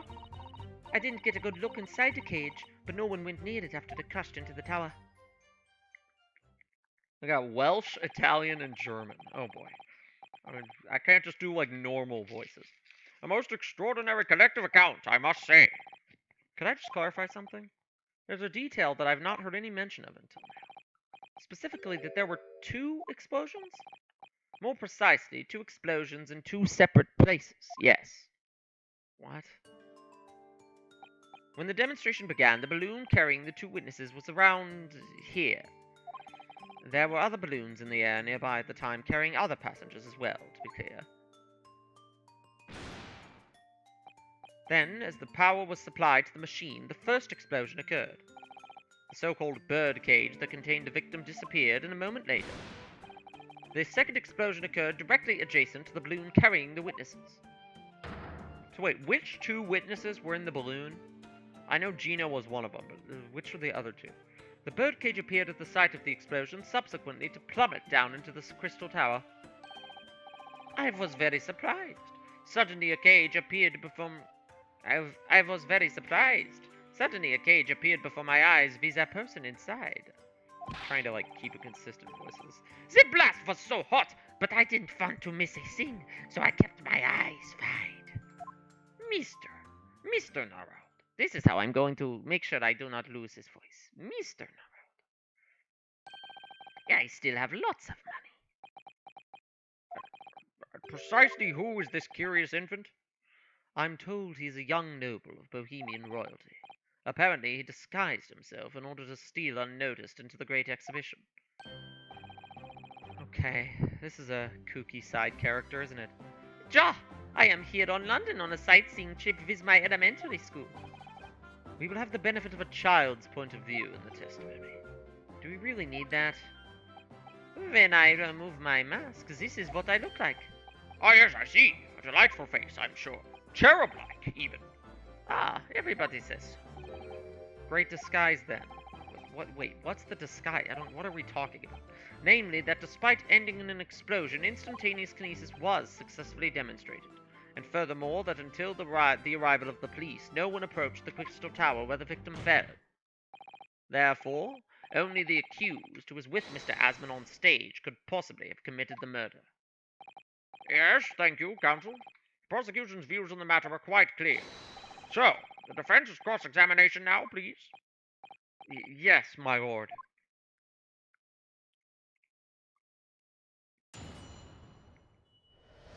Mr. Navarro.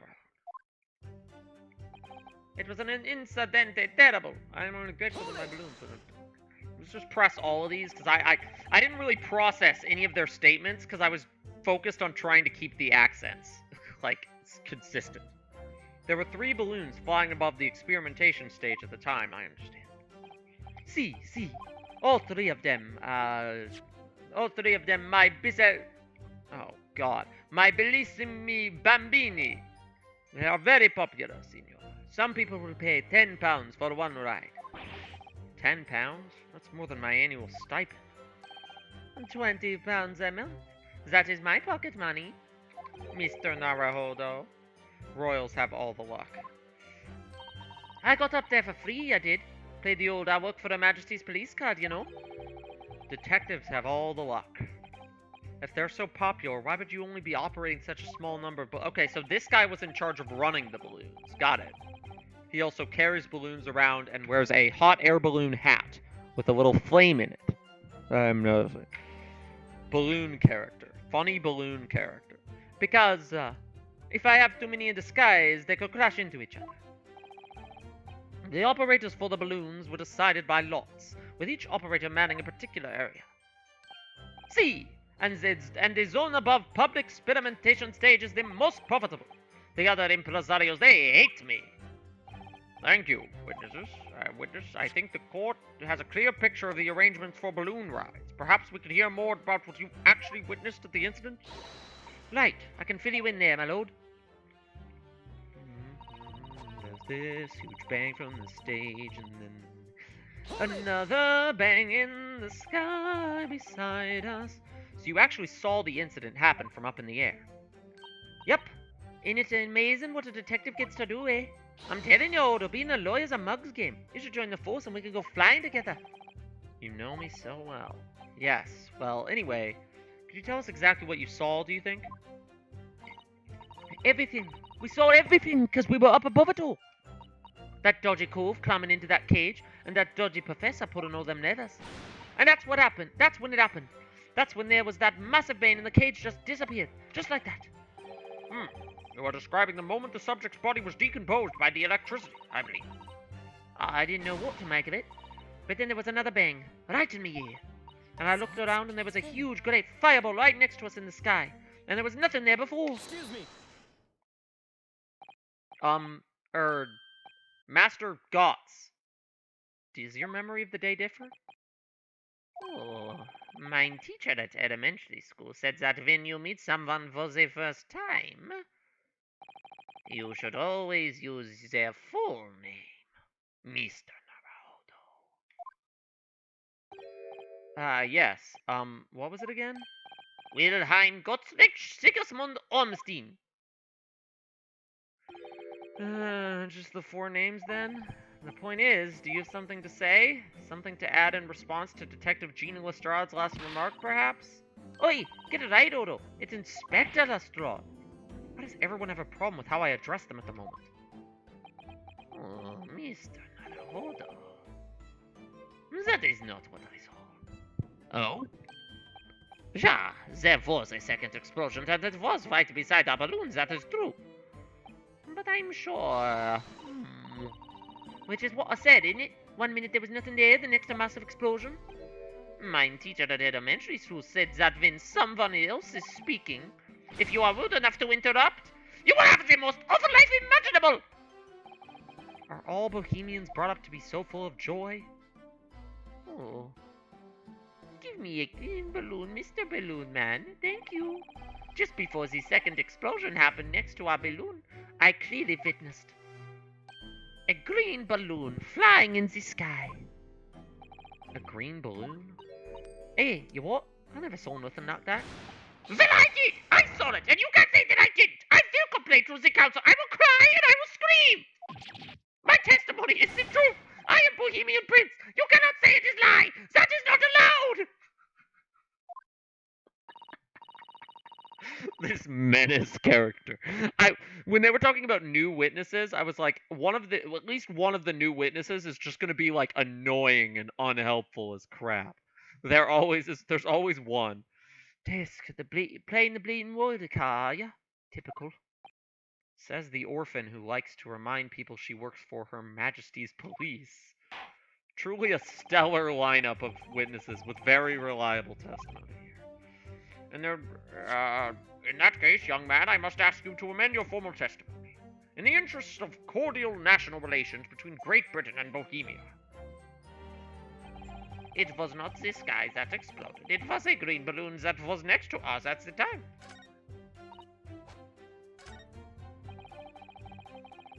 Mr. Naruto. Hold it!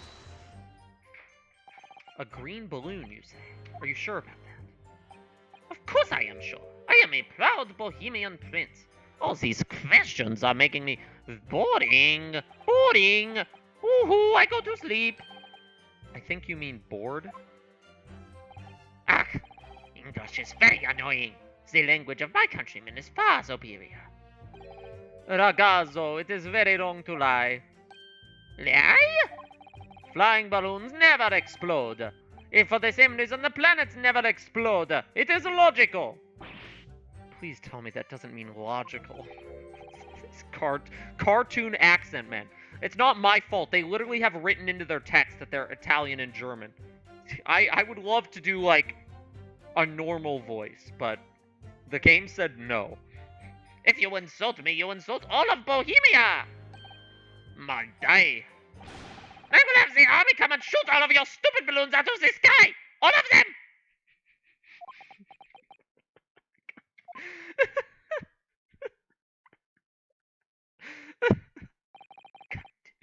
Here you are, Your Highness.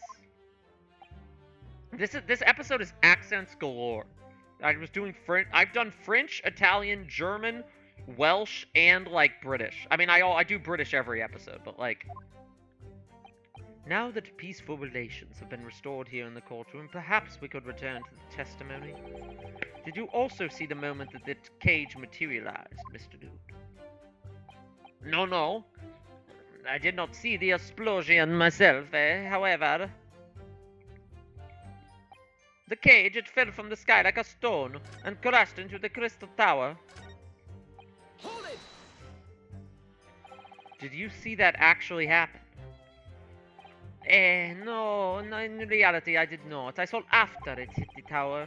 There was a grand confusion around the stage. I ran to see what had happened.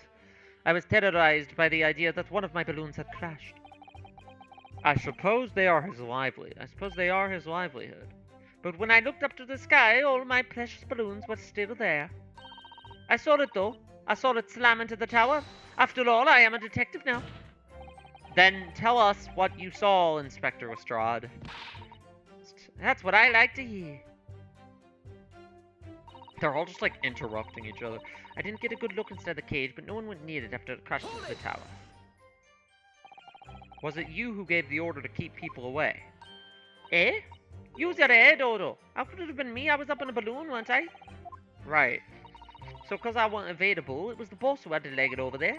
He was getting shoved and kicked all over by the panicking spectators as they tried to steal off the scene.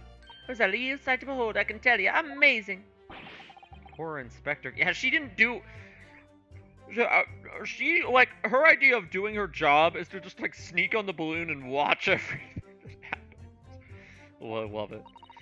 I love that she's, like, kind of a detective now. Like, I guess. I mean, she didn't actually, like, make the... Didn't she, like, not make the Scotland Yard exam? I'm surprised Von Zeeks even dignified her by calling her a detective. So anyway, I couldn't see the stage that well because of all the smoke. And I didn't really want to see, to be honest. I was scared out of my wits. Keep it together, Inspector. The prosecution really is asserting that the demonstration was genuine. But what if it was actually some kind of switch-around trick? That would mean the victim was never actually on the stage in the first place. The two explosions. I don't... Yeah, I'm thinking something exploded in the sky and that's where he fell from. Like he was never actually in the machine.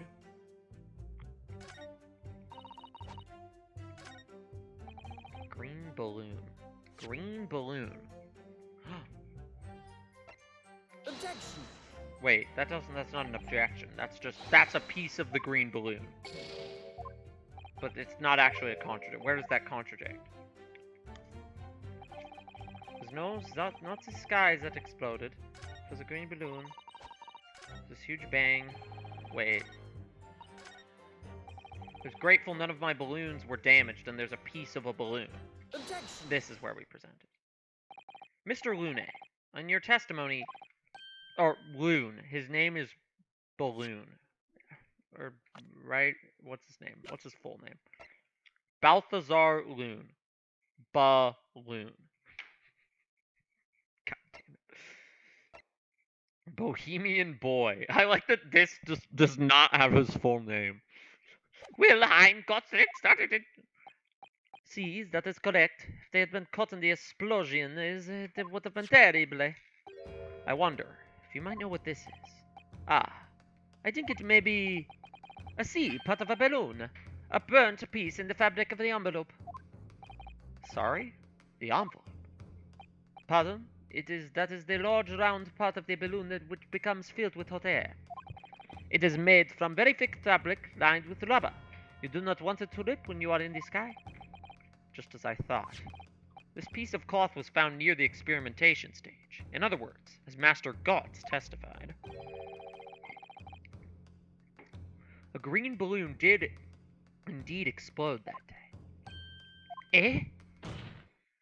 If all the balloons in the sky above the experimentation stage belong to you, Mr. Loon, then your statement that they were all undamaged clearly contradicts the evidence. No! If a balloon exploded that day, why didn't the man say so? Maybe everyone on board was killed. Oh, no, I haven't just spent all £10 for the experience, how awful! Seems to me like those things crash 50% of the time anyway. The instantaneous kinesis did occur, But after the explosion on stage, the point of materialization shifted to a location occupied by a balloon. causing the balloon to explode. Yes, eminently plausible. An unfortunate traffic accident, as it were, but it changes nothing about the established facts. This I cannot accept! Why not, Mr. Loon? You are suggesting that I am a liar! That persons died in a balloon incidente! There's no need to get fired up, Mr. Loon. The victim was the sole fatality that day. That's all right, and I prove it. The Balthazar Lune is not a liar. There was no such balloon in the sky. It is not possible. Oh, and he would say Balloon, so his name is Balloon. That's kind of funny. You could say balloon, you could say loon or Luna. That's a good, I like that pun, even if it's very simple. This court has more important matters to discuss than the number of balloons that were operating that day. Objection! Aye! Aye! Woohoo! Mario in the lava! But we... That was really deranged. But we can't ignore the fact that nobody appears to have known anything about this other balloon until now. My lord? The defense calls for further testimony from Mr. Loon. Or Lune, I don't know. I concur. There's clearly more to the truth here than meets the eye. It's imperative we clear up the issue of this phantom balloon, I feel. Witness, you will give supplementary testimony about the balloons you were operating at the exhibition. Ah, grazie, my lord. Witness testimony. Mr. Loon's balloons. As I said, Balthazar Lune is no liar. Every balloon I had in the sky landed safely. All three of my balloons were carrying passengers. If they fell to the ground in an explosion, what a catastrophe! But you can't get away from the fact that a burnt-up bit of cloth was found at the scene, can you? Coppers at the yard reckoned it was probably some debris thrown from the explosion at the stage. This stupid old Lagazo is mistaken. My balloons have the blood and blue zigzag stripes anyway. Stupido Rigazo. What does that mean? So your assertion is that the balloon this child saw was not one belonging to you? See, exactamente. If he even saw a balloon in the first place, I do not like this. It is very bad for business. I have a good mind to sue the land of Bohemia. If you attack us, we will fight back. It will be war. All out war. All out vor. Oh, may I have a balloon, please? Thank you. What happened to all out war? I like this. These two dumb witnesses. These are funny witnesses. Funny accent characters. If that defense is unable to find fault with the witnesses' statements, the court must consider them the truth. I'm surprised we haven't done a, jury examination yet. I feel like this is the longest we've gone in a trial without the jury being like, oh, they're guilty, and then us having to, do the, summation examination. That's what it's called. This is the longest we've gone without doing a summation examination. I feel like one may be coming up, though, because we do not have enough info. Or rather, we have a lot of misplaced, disconnected info. Balthazar Lune is no liar. Every balloon that I had in the sky landed safely. All three of my balloons were carrying passengers. But you can't get away from the fact that a burnt-up bit of cloth was found at the scene.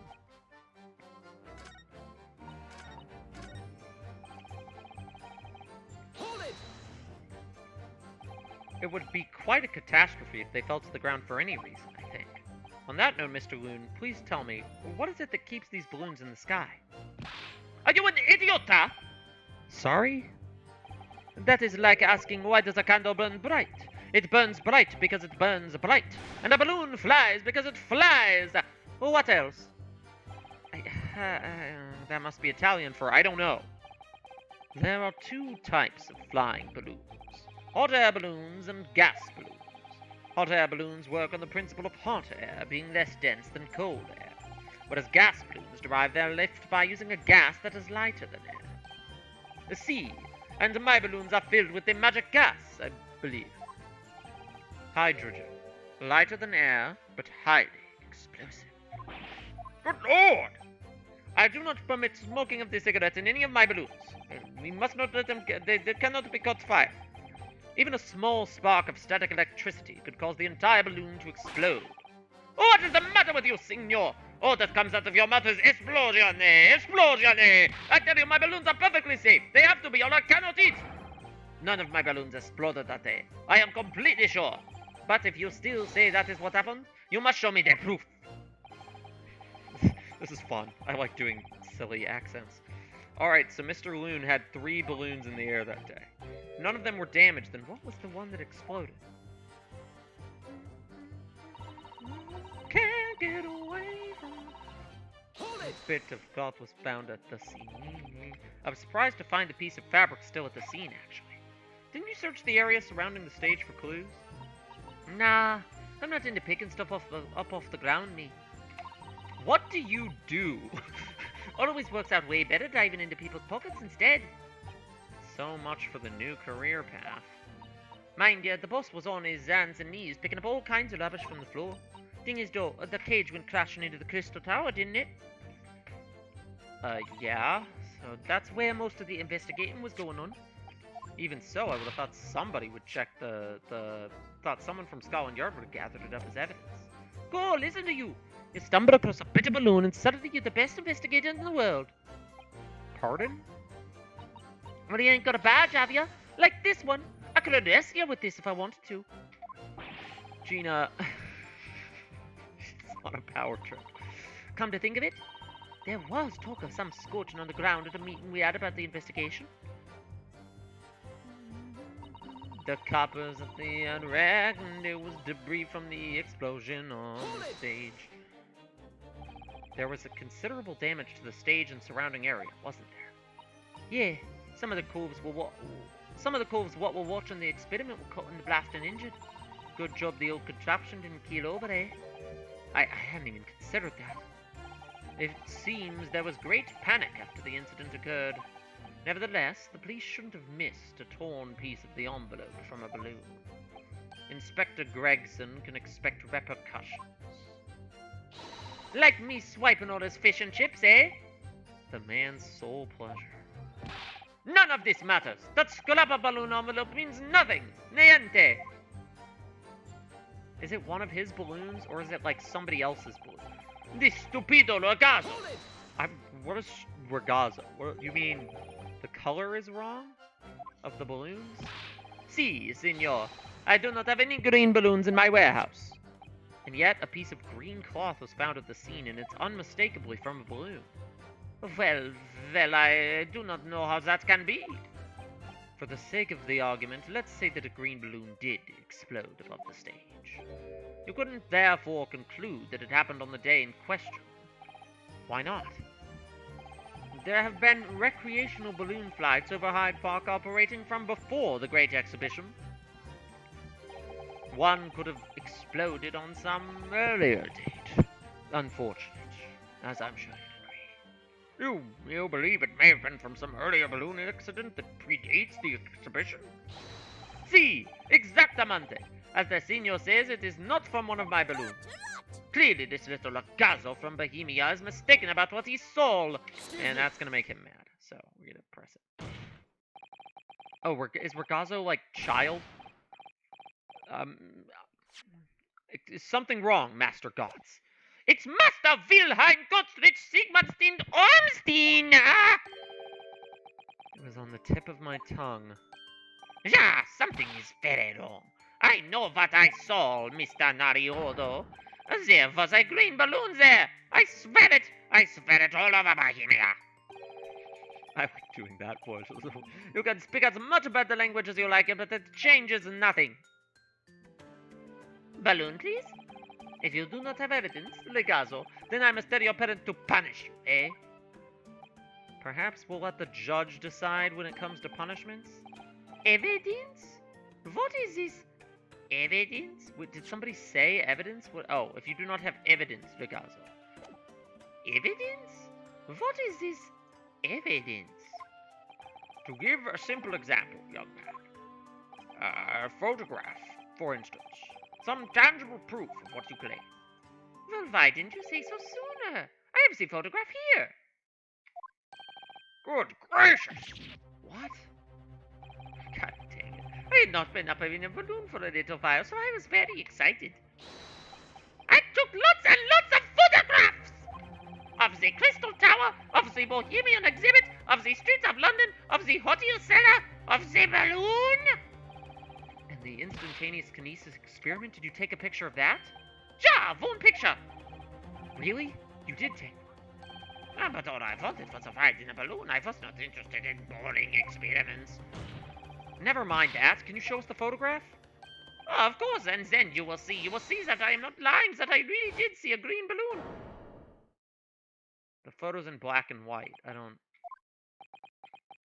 You can't tell that it's green. Well, I see you are all too shocked to speak. Yes, I think shocked is indeed the word, young man. Balloon? Jean, perhaps you cannot see it was a green balloon from this photograph, but that is not my fault! That is the fault of this stupid person who made the camera! Whee! Whee!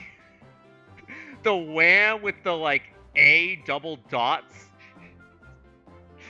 The accented wham? That is one very bohemian sounding cry. Whee! Whee! Very well, the court will accept this photograph as evidence. Please shut up. It's not my fault. It's the fault of the person who made the camera. Well, never mind. I'm sure you have plenty of wonderful sepia memories to take home with you. In any case, when exactly did you take that photograph? Well, it was on the day of the big explosion. You don't say. Unhelpful child. When I pressed the shutter release, there was a very loud bang, and a hot wind rushed over my face. That means this photograph was taken a split second before the explosion occurred. Well, if you ask me, this black and white photograph changes nothing. I could not give the flying fig. Lovely language you picked up. Is he trying to say I can't give a flying fuck? Like what? As I thought, Mr. Lune's testimony just doesn't quite add up. The young bohemian boy claims to have seen another fourth balloon, but Mr. Lune vehemently denies the possibility. And it's hard to imagine the man in charge could be mistaken about the numbers that were in the air. Still, this inconsistency must tell us something, I'm sure. As I said, Balthazar Lune is no liar. Okay, let's look at the new evidence we got. Because if we get a new evidence during the testimony, 9 times out of 10, that is what we need to present. Okay, why is this still aimed down? Wasn't it supposed to aim up and blow up the balloon? But this is something else coming. This line that's about to hit the balloon is coming from somewhere else.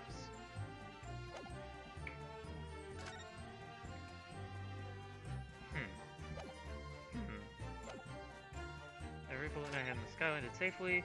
Think my balloons are carrying passengers. The cup at the yard reckoned. I don't know which. Let's try pressing the first. I still don't know where to present the evidence on this like testimony. Hold it! You couldn't just have forgotten one, maybe? One balloon? Signor, I might not notice if I was given 100 lentils and one was missing. But we are talking about 3 enormous balloons. Do you believe I could make a mistake about something so grand and expensive? I took the liberty of having Inspector Gregson check this gentleman's warehouse.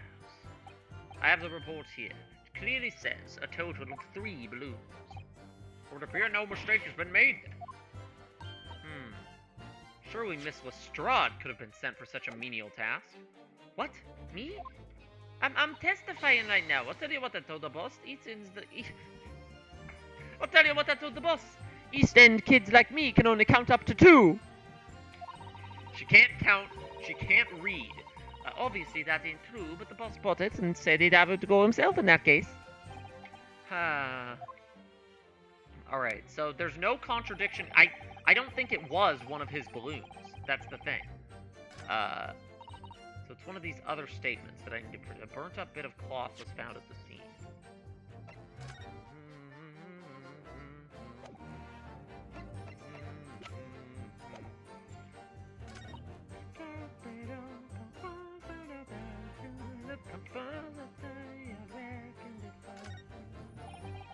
Stupid Odogazo. On balloons have the red and blue zigzag stripes anyway. And this balloon does not have zigzag stripes. But what is this? I don't... Where's the contradiction here? Everything Lune is saying seems true. Coppers at the yard reckoned it was probably some debris thrown from the explosion on the stage. Hold it! I already did this text, though. Considerable damage to the stage. The police missed the wreckage of the balloon.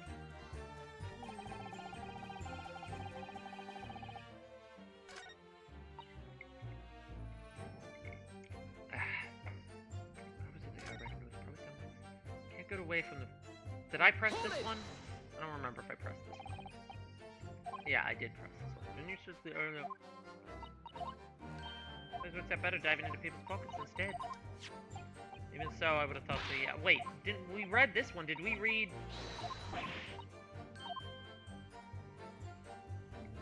Did we read this one though? Oh no, we did. Yeah, the debris. Okay.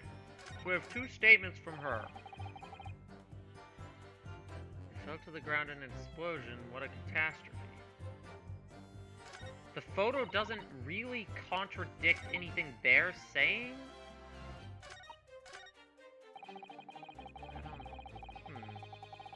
Fell to the ground in the explosion. What a catastrophe. It'd be quite a catastrophe. On that note, it's like asking what is a candle? It burns bright because it burns bright. The balloon flies. Okay. I want to press the, like, kid.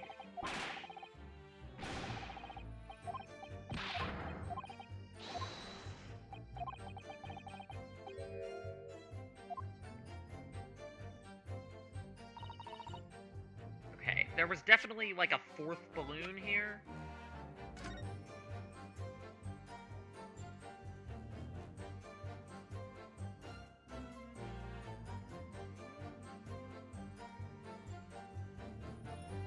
This photo is like big evidence. I just don't know exactly what to do with it yet. Photograph taken by Gotts whilst he was riding a balloon. Shows another balloon that he claims was green and exploded moments after he took this shot. Huh. Some debris thrown from the explosion on the stage. It doesn't contradict anything.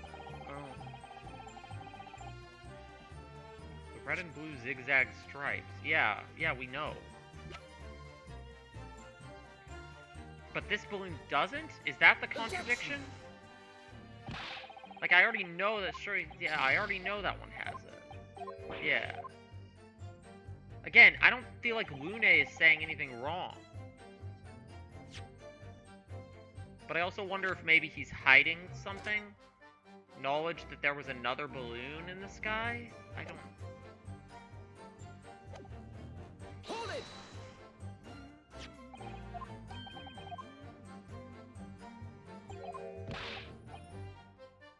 Oh wait, this is new text.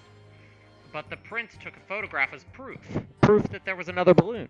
It's Prince Wilhelm Gottfried Sigismund Armstein. Your loyal blood will not help you here, Gazo. See, it is a balloon, but there is nothing more you can see from this black and white photograph. Just look on my head. That is a Balthazar.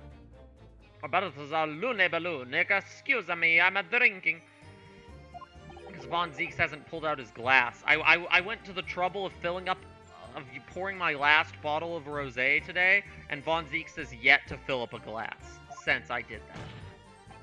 The point is this.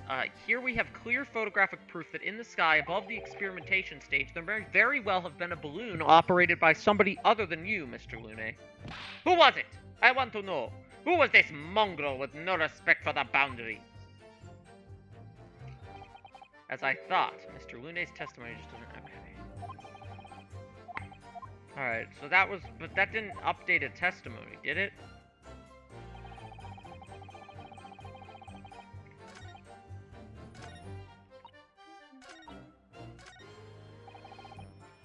Yeah, she's still saying the same stuff. Like, we got a new dialogue line, but...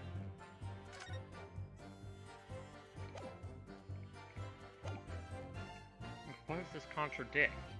My balloons have the red and blue zigzag stripes anyway. Yeah, but it's not his balloon. There was probably some debris thrown from the explosion on the stage. Oh, wait, the contradiction is the photo, is it just that the contradiction shows that it's not debris? I mean, it does, like, that photo shows that it's not.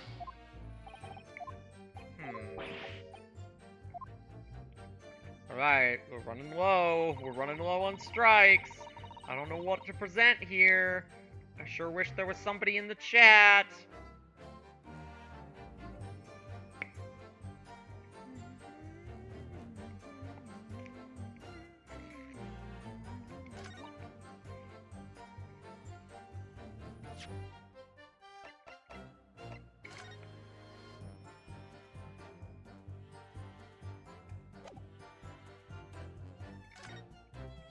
This shows it aiming up. This also shows only 2 balloons rather than 3.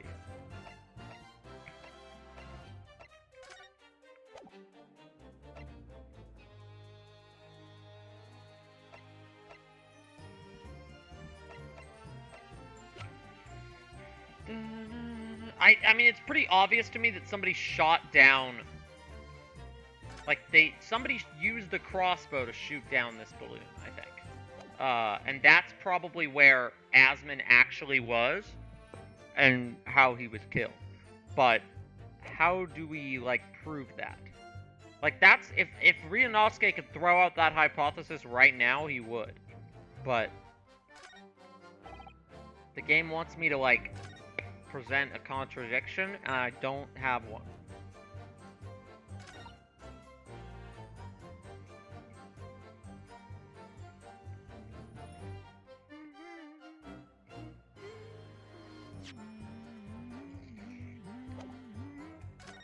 I've presented the photo on both of these statements.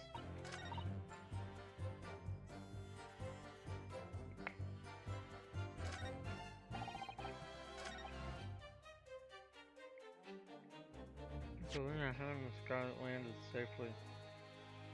You can't prove against that. All 3 of my balloons were carrying passengers.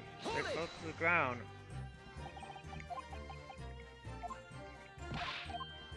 And this is where he... Okay, yeah.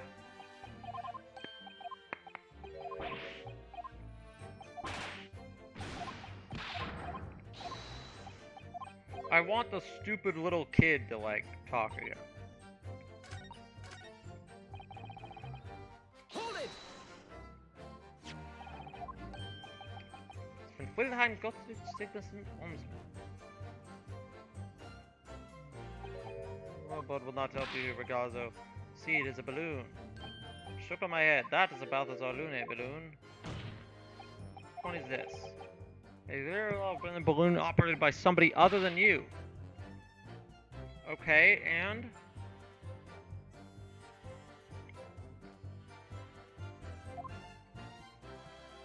We know, yeah.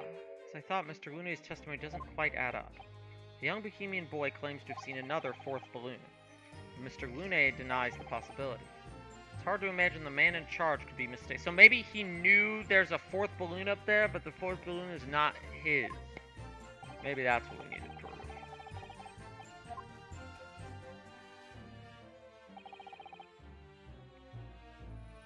Every balloon I had in the sky landed safely. All 3 of my balloons.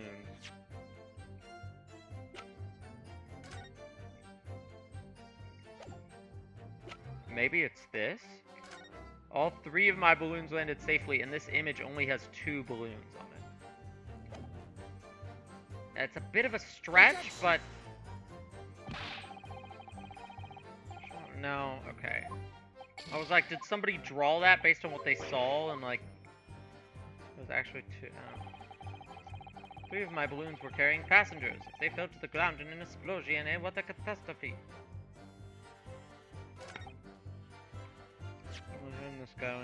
Let's just present this on every single statement, since the new piece of evidence we just got. I know we have 1 strike, and we're about to get a game over, but it's fine.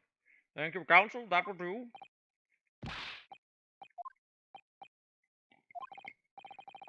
No further analysis is necessary, I feel. You've presented too many stupid things. We're done now. And we're requesting the final decision from the members of the jury. Guilty. Guilty. Guilty. Guilty! That's exactly as annoying of a voice as I expected that corn-eating child to have.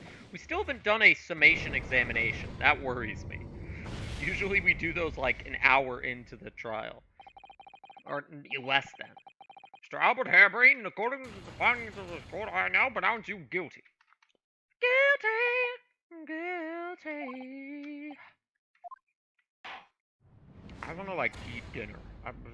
I'm like, I kind of want to cut stream soon because I did start a little late and I haven't like I've eaten a little bit, but I want to eat something more. However, I really would rather not be like stuck here when I come back next time. So I'm gonna try to figure this out before we eat. I'm gonna try to like get to a actual stopping.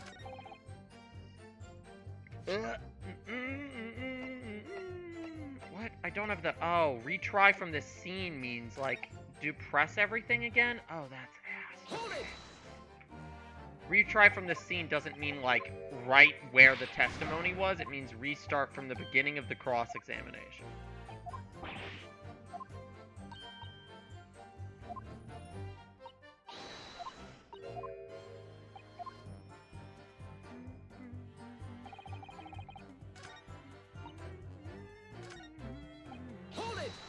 I don't remember which statement had which thing, so... I don't know, Mr. Booney, tell me, what is it that keeps... Okay, this is the one I've clicked on like 4 times, and it doesn't... It's just him talking about balloons.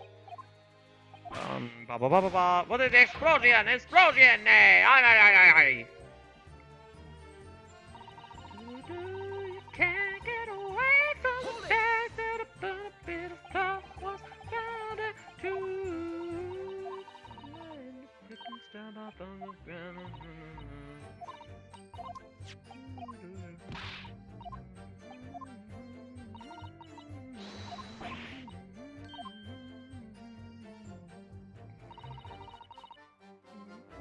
Hold it!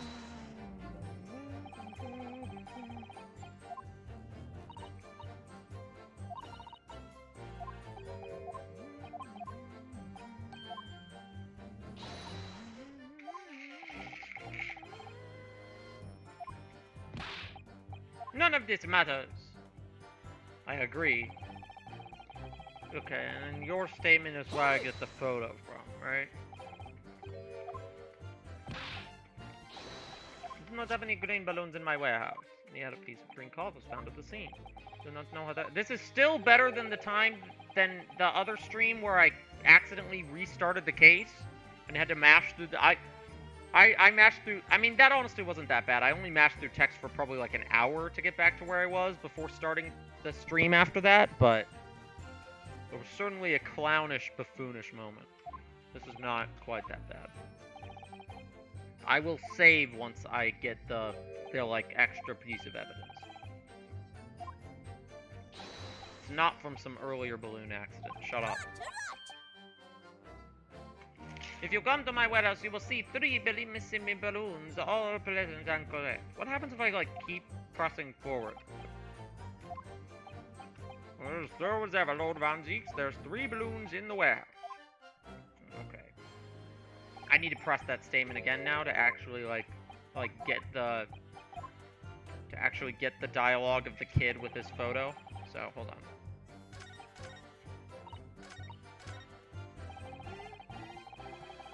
The stupido caso is mistaken.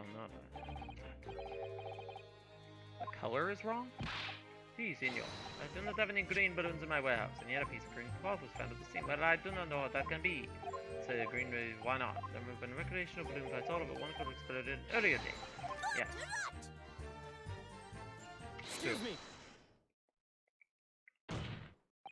Is something wrong, Mr. Cox? Master, we can't go to seize my other man. There, balloon, there was a green balloon there. Evidence? What is this evidence? I have lots of photographs. Yeah, I love photographs. That animation is really funny, sped up. Okay, yeah, clearly somebody shot a crossbow bolt at the balloon from, like, down on the ground. Like, I've already figured it out. That's what's annoying. I just don't know what I need to present here. Okay, the photograph of the balloon has been entered in the program. Oh, the accented wah. That's funny. What would that sound like? Like, what is the A... Hold on. Kind of curious. Like... Well, no, never mind. It's too hard to... I can't type the A ... I was gonna, like, put it into a pronunciation thing, but that's too much distraction. Too much. I need to figure out what's going on here. The young Bohemian boy claims to have seen another 4th balloon. It's hard to imagine the man in charge could be mistaken. It was a number in the air. Do we have some kind of proof that there were 4 balloons? That's what I'm wondering. Because this photo shows the 1 balloon.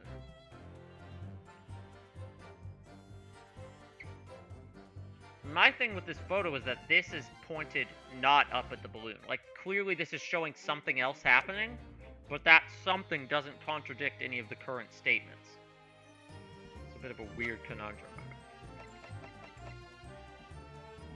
I thought maybe this, because there's only 2 balloons in this photo, but...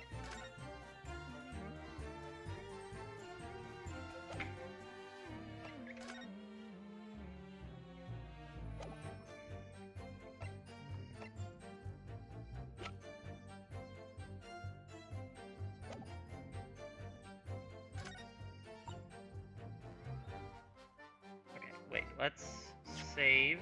Wait, no. Save, let's save. And then, that way if I game over here, I'm just gonna start presenting the photo on random testimonies.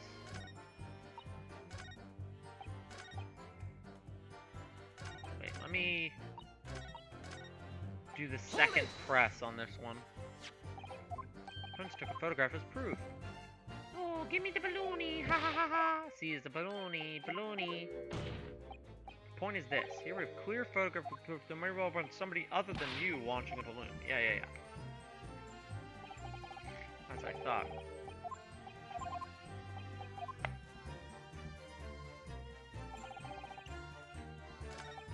Okay, I already pressed it on that one. Objection. Okay, the music stopped. I don't know why that was... Unfortunately, the photograph Master Gotts took can't tell us the color, but it can tell us something else. What?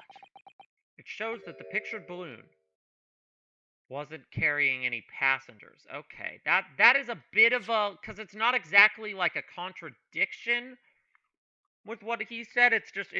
I understand the game's logic there. It's like, oh, all 3 of my balloons were carrying passengers. This balloon isn't carrying passengers. But... I feel like there were other ways. I feel like that's not the only way I could get to that information. And they made it the only way you could get out of it. Ah, my goodness, you're right. But surely all the balloons would have been carrying passengers. There would be no sense in it otherwise. See, they are for pleasure. For seeing the view, my balloons only fly with passengers. Which tells us that the pictured balloon isn't one of them. So when the incident occurred that day, there was a fourth balloon in the skies above the stage. The mysterious green balloon. I know nothing. Niente. I can only tell you one thing. If this balloon was not carrying passengers, then it was not one of mine. The hat balloon, like, inflating. There were illegal tradesmen everywhere you care to look. Clearly one such entrepreneur decided to capitalize on the opportunity presented by the Great Exhibition, and managed to operate balloon flights on Mr. Loon's patch without him realizing.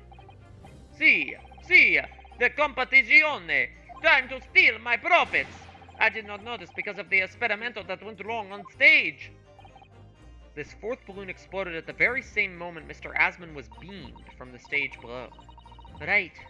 So them scraps that fell to the ground after and left them scorch marks, they didn't come from the stage at all. It was bits of the balloon raining down.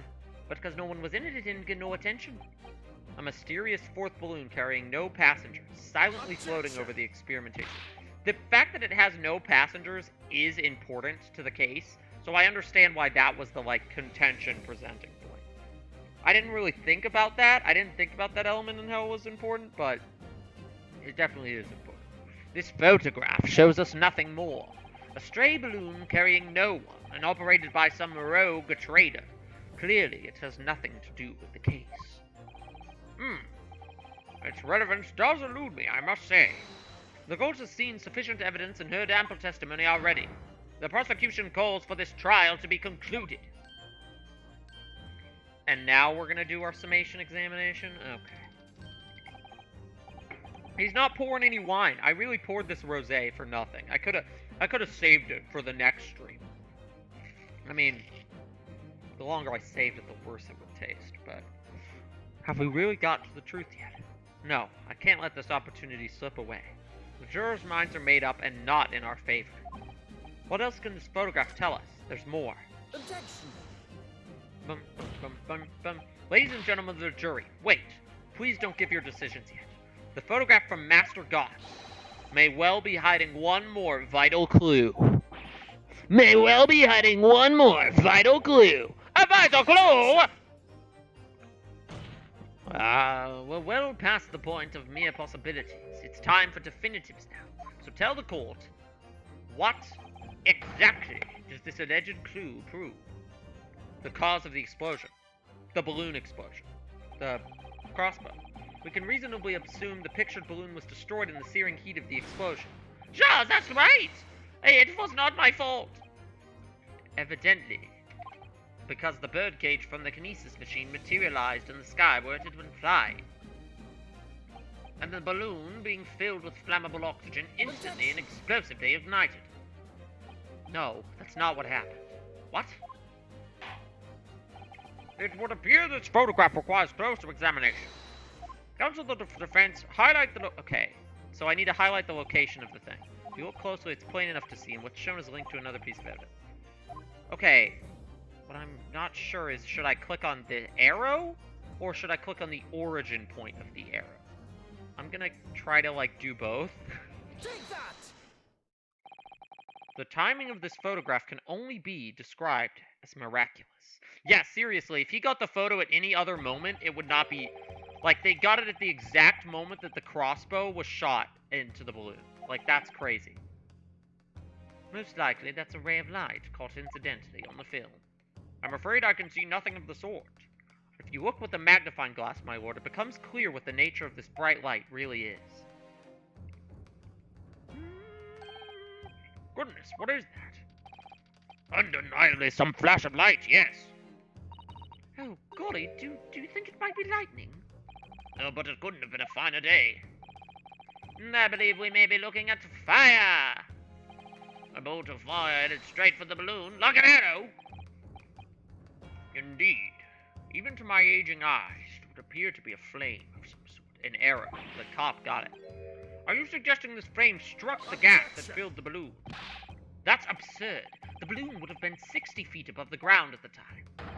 No flame could possibly have reached Objection. this height. Actually, it's my opinion that a particular piece of evidence found at the scene reveals exactly how this happened. Okay, this part I have nailed down. It's obvious. I figured it out from looking at the photo. Crossbow. Take that! Fastest I've ever presented evidence. This was found hidden at the foot of a small ornamental tree near the scene. Good lord! Is that a crossbow? An arrow dipped in oil and set alight could have been shot from this weapon, sending a flaming arrow straight into the hydrogen-filled balloon. Are you suggesting that crossbow was used to that crossbow was used to deliberately? Sorry, it's so baffling to me. I'm stumbling through my words. But Amy, you're right. That streak of light in the photo looks just like an arrow, doesn't it? Doesn't it? Then, the explosion of the balloon, it was very likely the result of a flaming arrow from this crossbow igniting the hydrogen gas inside it. No! Order! Order! Counsel, this is an extraordinary supposition. If the aim was to cause the balloon to explode, the shooter could have used a gun, of course. However, there's an obvious reason why that would have been out of the question. The noise. The noise of the discharge, of course. That's right. By using a crossbow, the projectile could be fired at the balloon silently. But yeah, if someone had shot a gun off in the exhibition grounds, it would have caused a real panic. But with the big explosion, there is a very big panic anyway, no? I don't like this.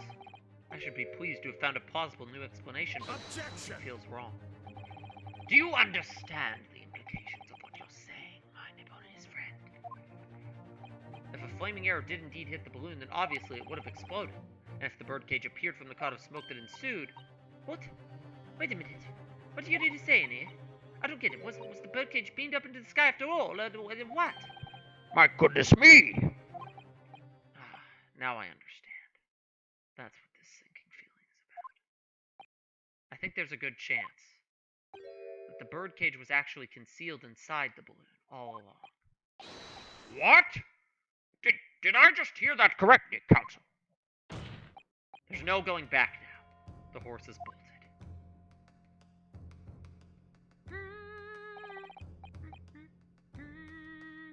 Now the third balloon is in the image. On stage, the birdcage disappeared. In the crossbow was shot up there. Flaming arrow fighter caused it to explode. From amid the smoke, the hidden birdcage then appeared, to fall down and crash into the crystal tower. I think you'll agree it's entirely plausible that what I've just described is the real truth behind the miraculous experiment carried out that day, therefore disproving the scientist's hypothesis. Damn. Rip. This... Good grief! Objection. Good God in gracious. This is ludicrous. What you've described is no science experiment. It's child's play. A contemptible display of stage magic. Both Mr. Sholmes and Iris said the experiment was a scientific impossibility, in which case this might be the only way to explain what happened that day. And in any case, the victim's body was found inside the birdcage in the crystal tower. If the instantaneous kinesis didn't take place, how do you explain that? If I may put in a word, as a man of magic myself, I don't know what I'm doing for this guy. Such apparent discrepancies can easily be explained by some simple deception. Juror number 3. All that would be needed is a doppelganger, someone who looked very similar to the victim, and having this other man appear on stage to front the show as a body double. Huh. Mr. Asman must have been inside the birdcage that was concealed inside the balloon right from the start. That balloon would have been filled with hydrogen. Anything hidden inside it would have been scattered to the four winds where it exploded. No one would ever have embarked on such a risky venture. Not necessarily. The explosive force of the balloon gas will very much depend upon the mixture ratio. Juror number 4. This is the most helpful the jury has ever been. They have yet to declare us guilty without any evidence, and they're giving us info that supports our, like, testimony. Ugh. I mean, it's really just this guy and the magician. The rest are, like, not involved. Flying balloons are rarely filled with pure hydrogen, but a mixture of other gases such as helium as well. Helium on its own doesn't explode, but by controlling the gas mixture ratio, the explosive force can be altered. The mixture ratio? Obviously, the victim's body would have suffered some burns, that would be unavoidable, but not to such an extent as to render this whole obscene charade impossible. I love the, like, Von Zeke's hands in front of the face, like, growling expression. It is such a good, like, this, like, what the hell, this is so stupid. It's such a good reaction image. The explosion that engulfed the stage at the start of the experiment was no accident. It was all part of an elaborate deception to make it appear that instantaneous kinesis had occurred. But my thing is, it wouldn't, like, I don't think Hairbrain was in on the deception, is the thing. I think this might have been planned by Odie. I think this was planned by Odie Asman, which was kind of always my theory, is that Odie Asman didn't actually believe in the experiment and was using it to concoct some kind of scheme for his own devices. Perhaps to, like, fake his own death or something. Well, goodness me! And if we accept that this is what happened, it means that the victim, Mr. Asman, was never present on the public experimentation stage to begin with. In short, he couldn't have been killed by the defendant, who was on stage in full view the entire time. Come on, Von Zeeks, you hate all of this. Pull out the wine glass and pour me some liquid that I don't just spill onto myself because I picked up the glass like a moron. I mean, I didn't really spill, I just kind of splashed, but, like, I don't know, whatever. This will be very hard for the prosecution to counter. He should just drink. He barely pulled out the wine glasses this stream. Oh god, he's objecting again. Mr. Naruhodo, I appreciate your efforts. Thank you. Professor? But you can stop now. Just keep your mouth shut, please. Sorry? What's all this about, Mr. Hairbrain? I'm gonna cut stream in a minute, so I'm just, like, leaving the, like... I'm gonna go get a napkin, because I did kind of splash liquid on myself, but I'm gonna cut stream in, like, 10 minutes anyway, so... Mr. Howe, it was me who stabbed... No! He'd rather be convicted than have his experiment revealed to be a lie! Ah! I'm drinking the rest of the drink.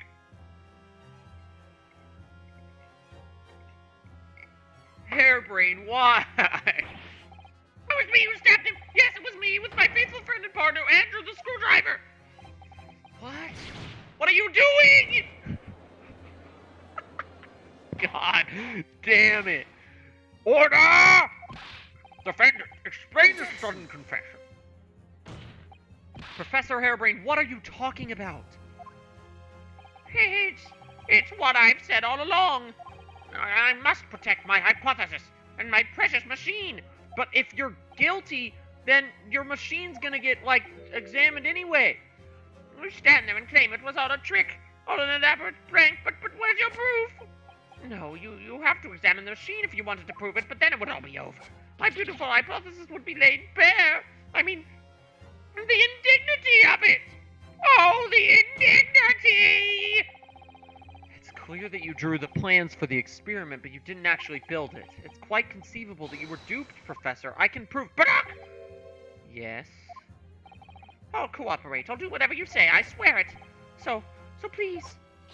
Ensure the Special Dispensation for Scientific Equipment Act is adhered to protect my creation. God dang it. Alright, now he pours the drink after I've drank all of it already. No, there's still a little left in here. Pray forgive the discourtesy of filling my hollowed chalice at this critical juncture.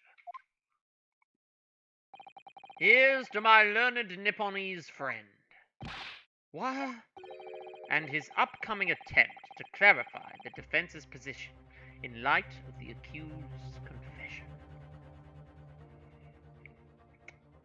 There wasn't much left, but there would have been more left if the streamer didn't splash everywhere.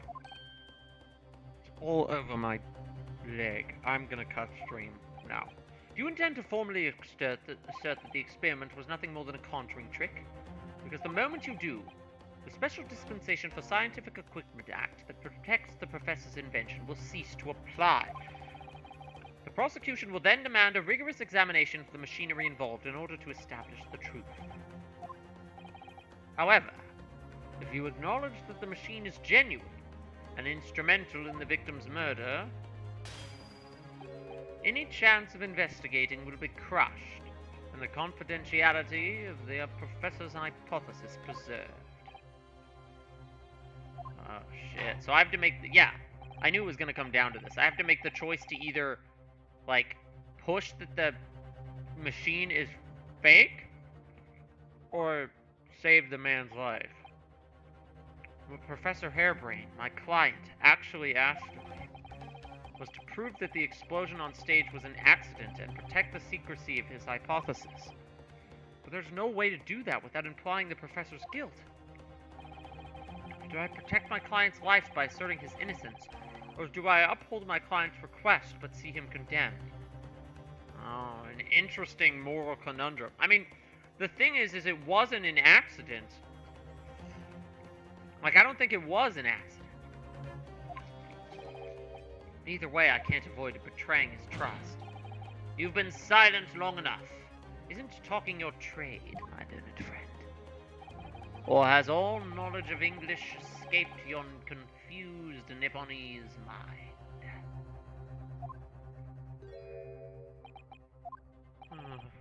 Mr. Naruhodo!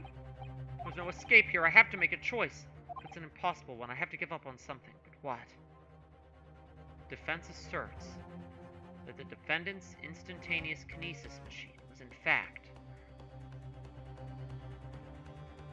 This is interesting. Like, what does the game want me to do here? Because he's right. What my client requested was not that I prove him innocent. What he requested was that I protect his machine. Like, I genuinely don't know what the game wants me to pick here. And I think I'm going to stall the choice until the next stream. This seems like a suspenseful place to stop. And the next time we'll make a decision on whether to protect the professor's invention or protect his life. Will that next stream be tomorrow, or like will that next stream be tomorrow, or like a week from now? I don't. It depends, really. I might stream. I might just stream this again tomorrow. Kind of follow up on this, but I might not. Either way, I hope you enjoyed the stream, or I guess I should say the VOD. There's not really anyone here right now. There's like one viewer here right now. So, the stream of the VOD. Be it the stream of the VOD that you're watching, I hope you enjoy. I'm gonna, like, clean the booze. It really wasn't that much, but like, I'm gonna clean the, like, splashed liquid off myself and say goodnight for the night. This is a good case. Really like this case. Very fun. Arrivederci!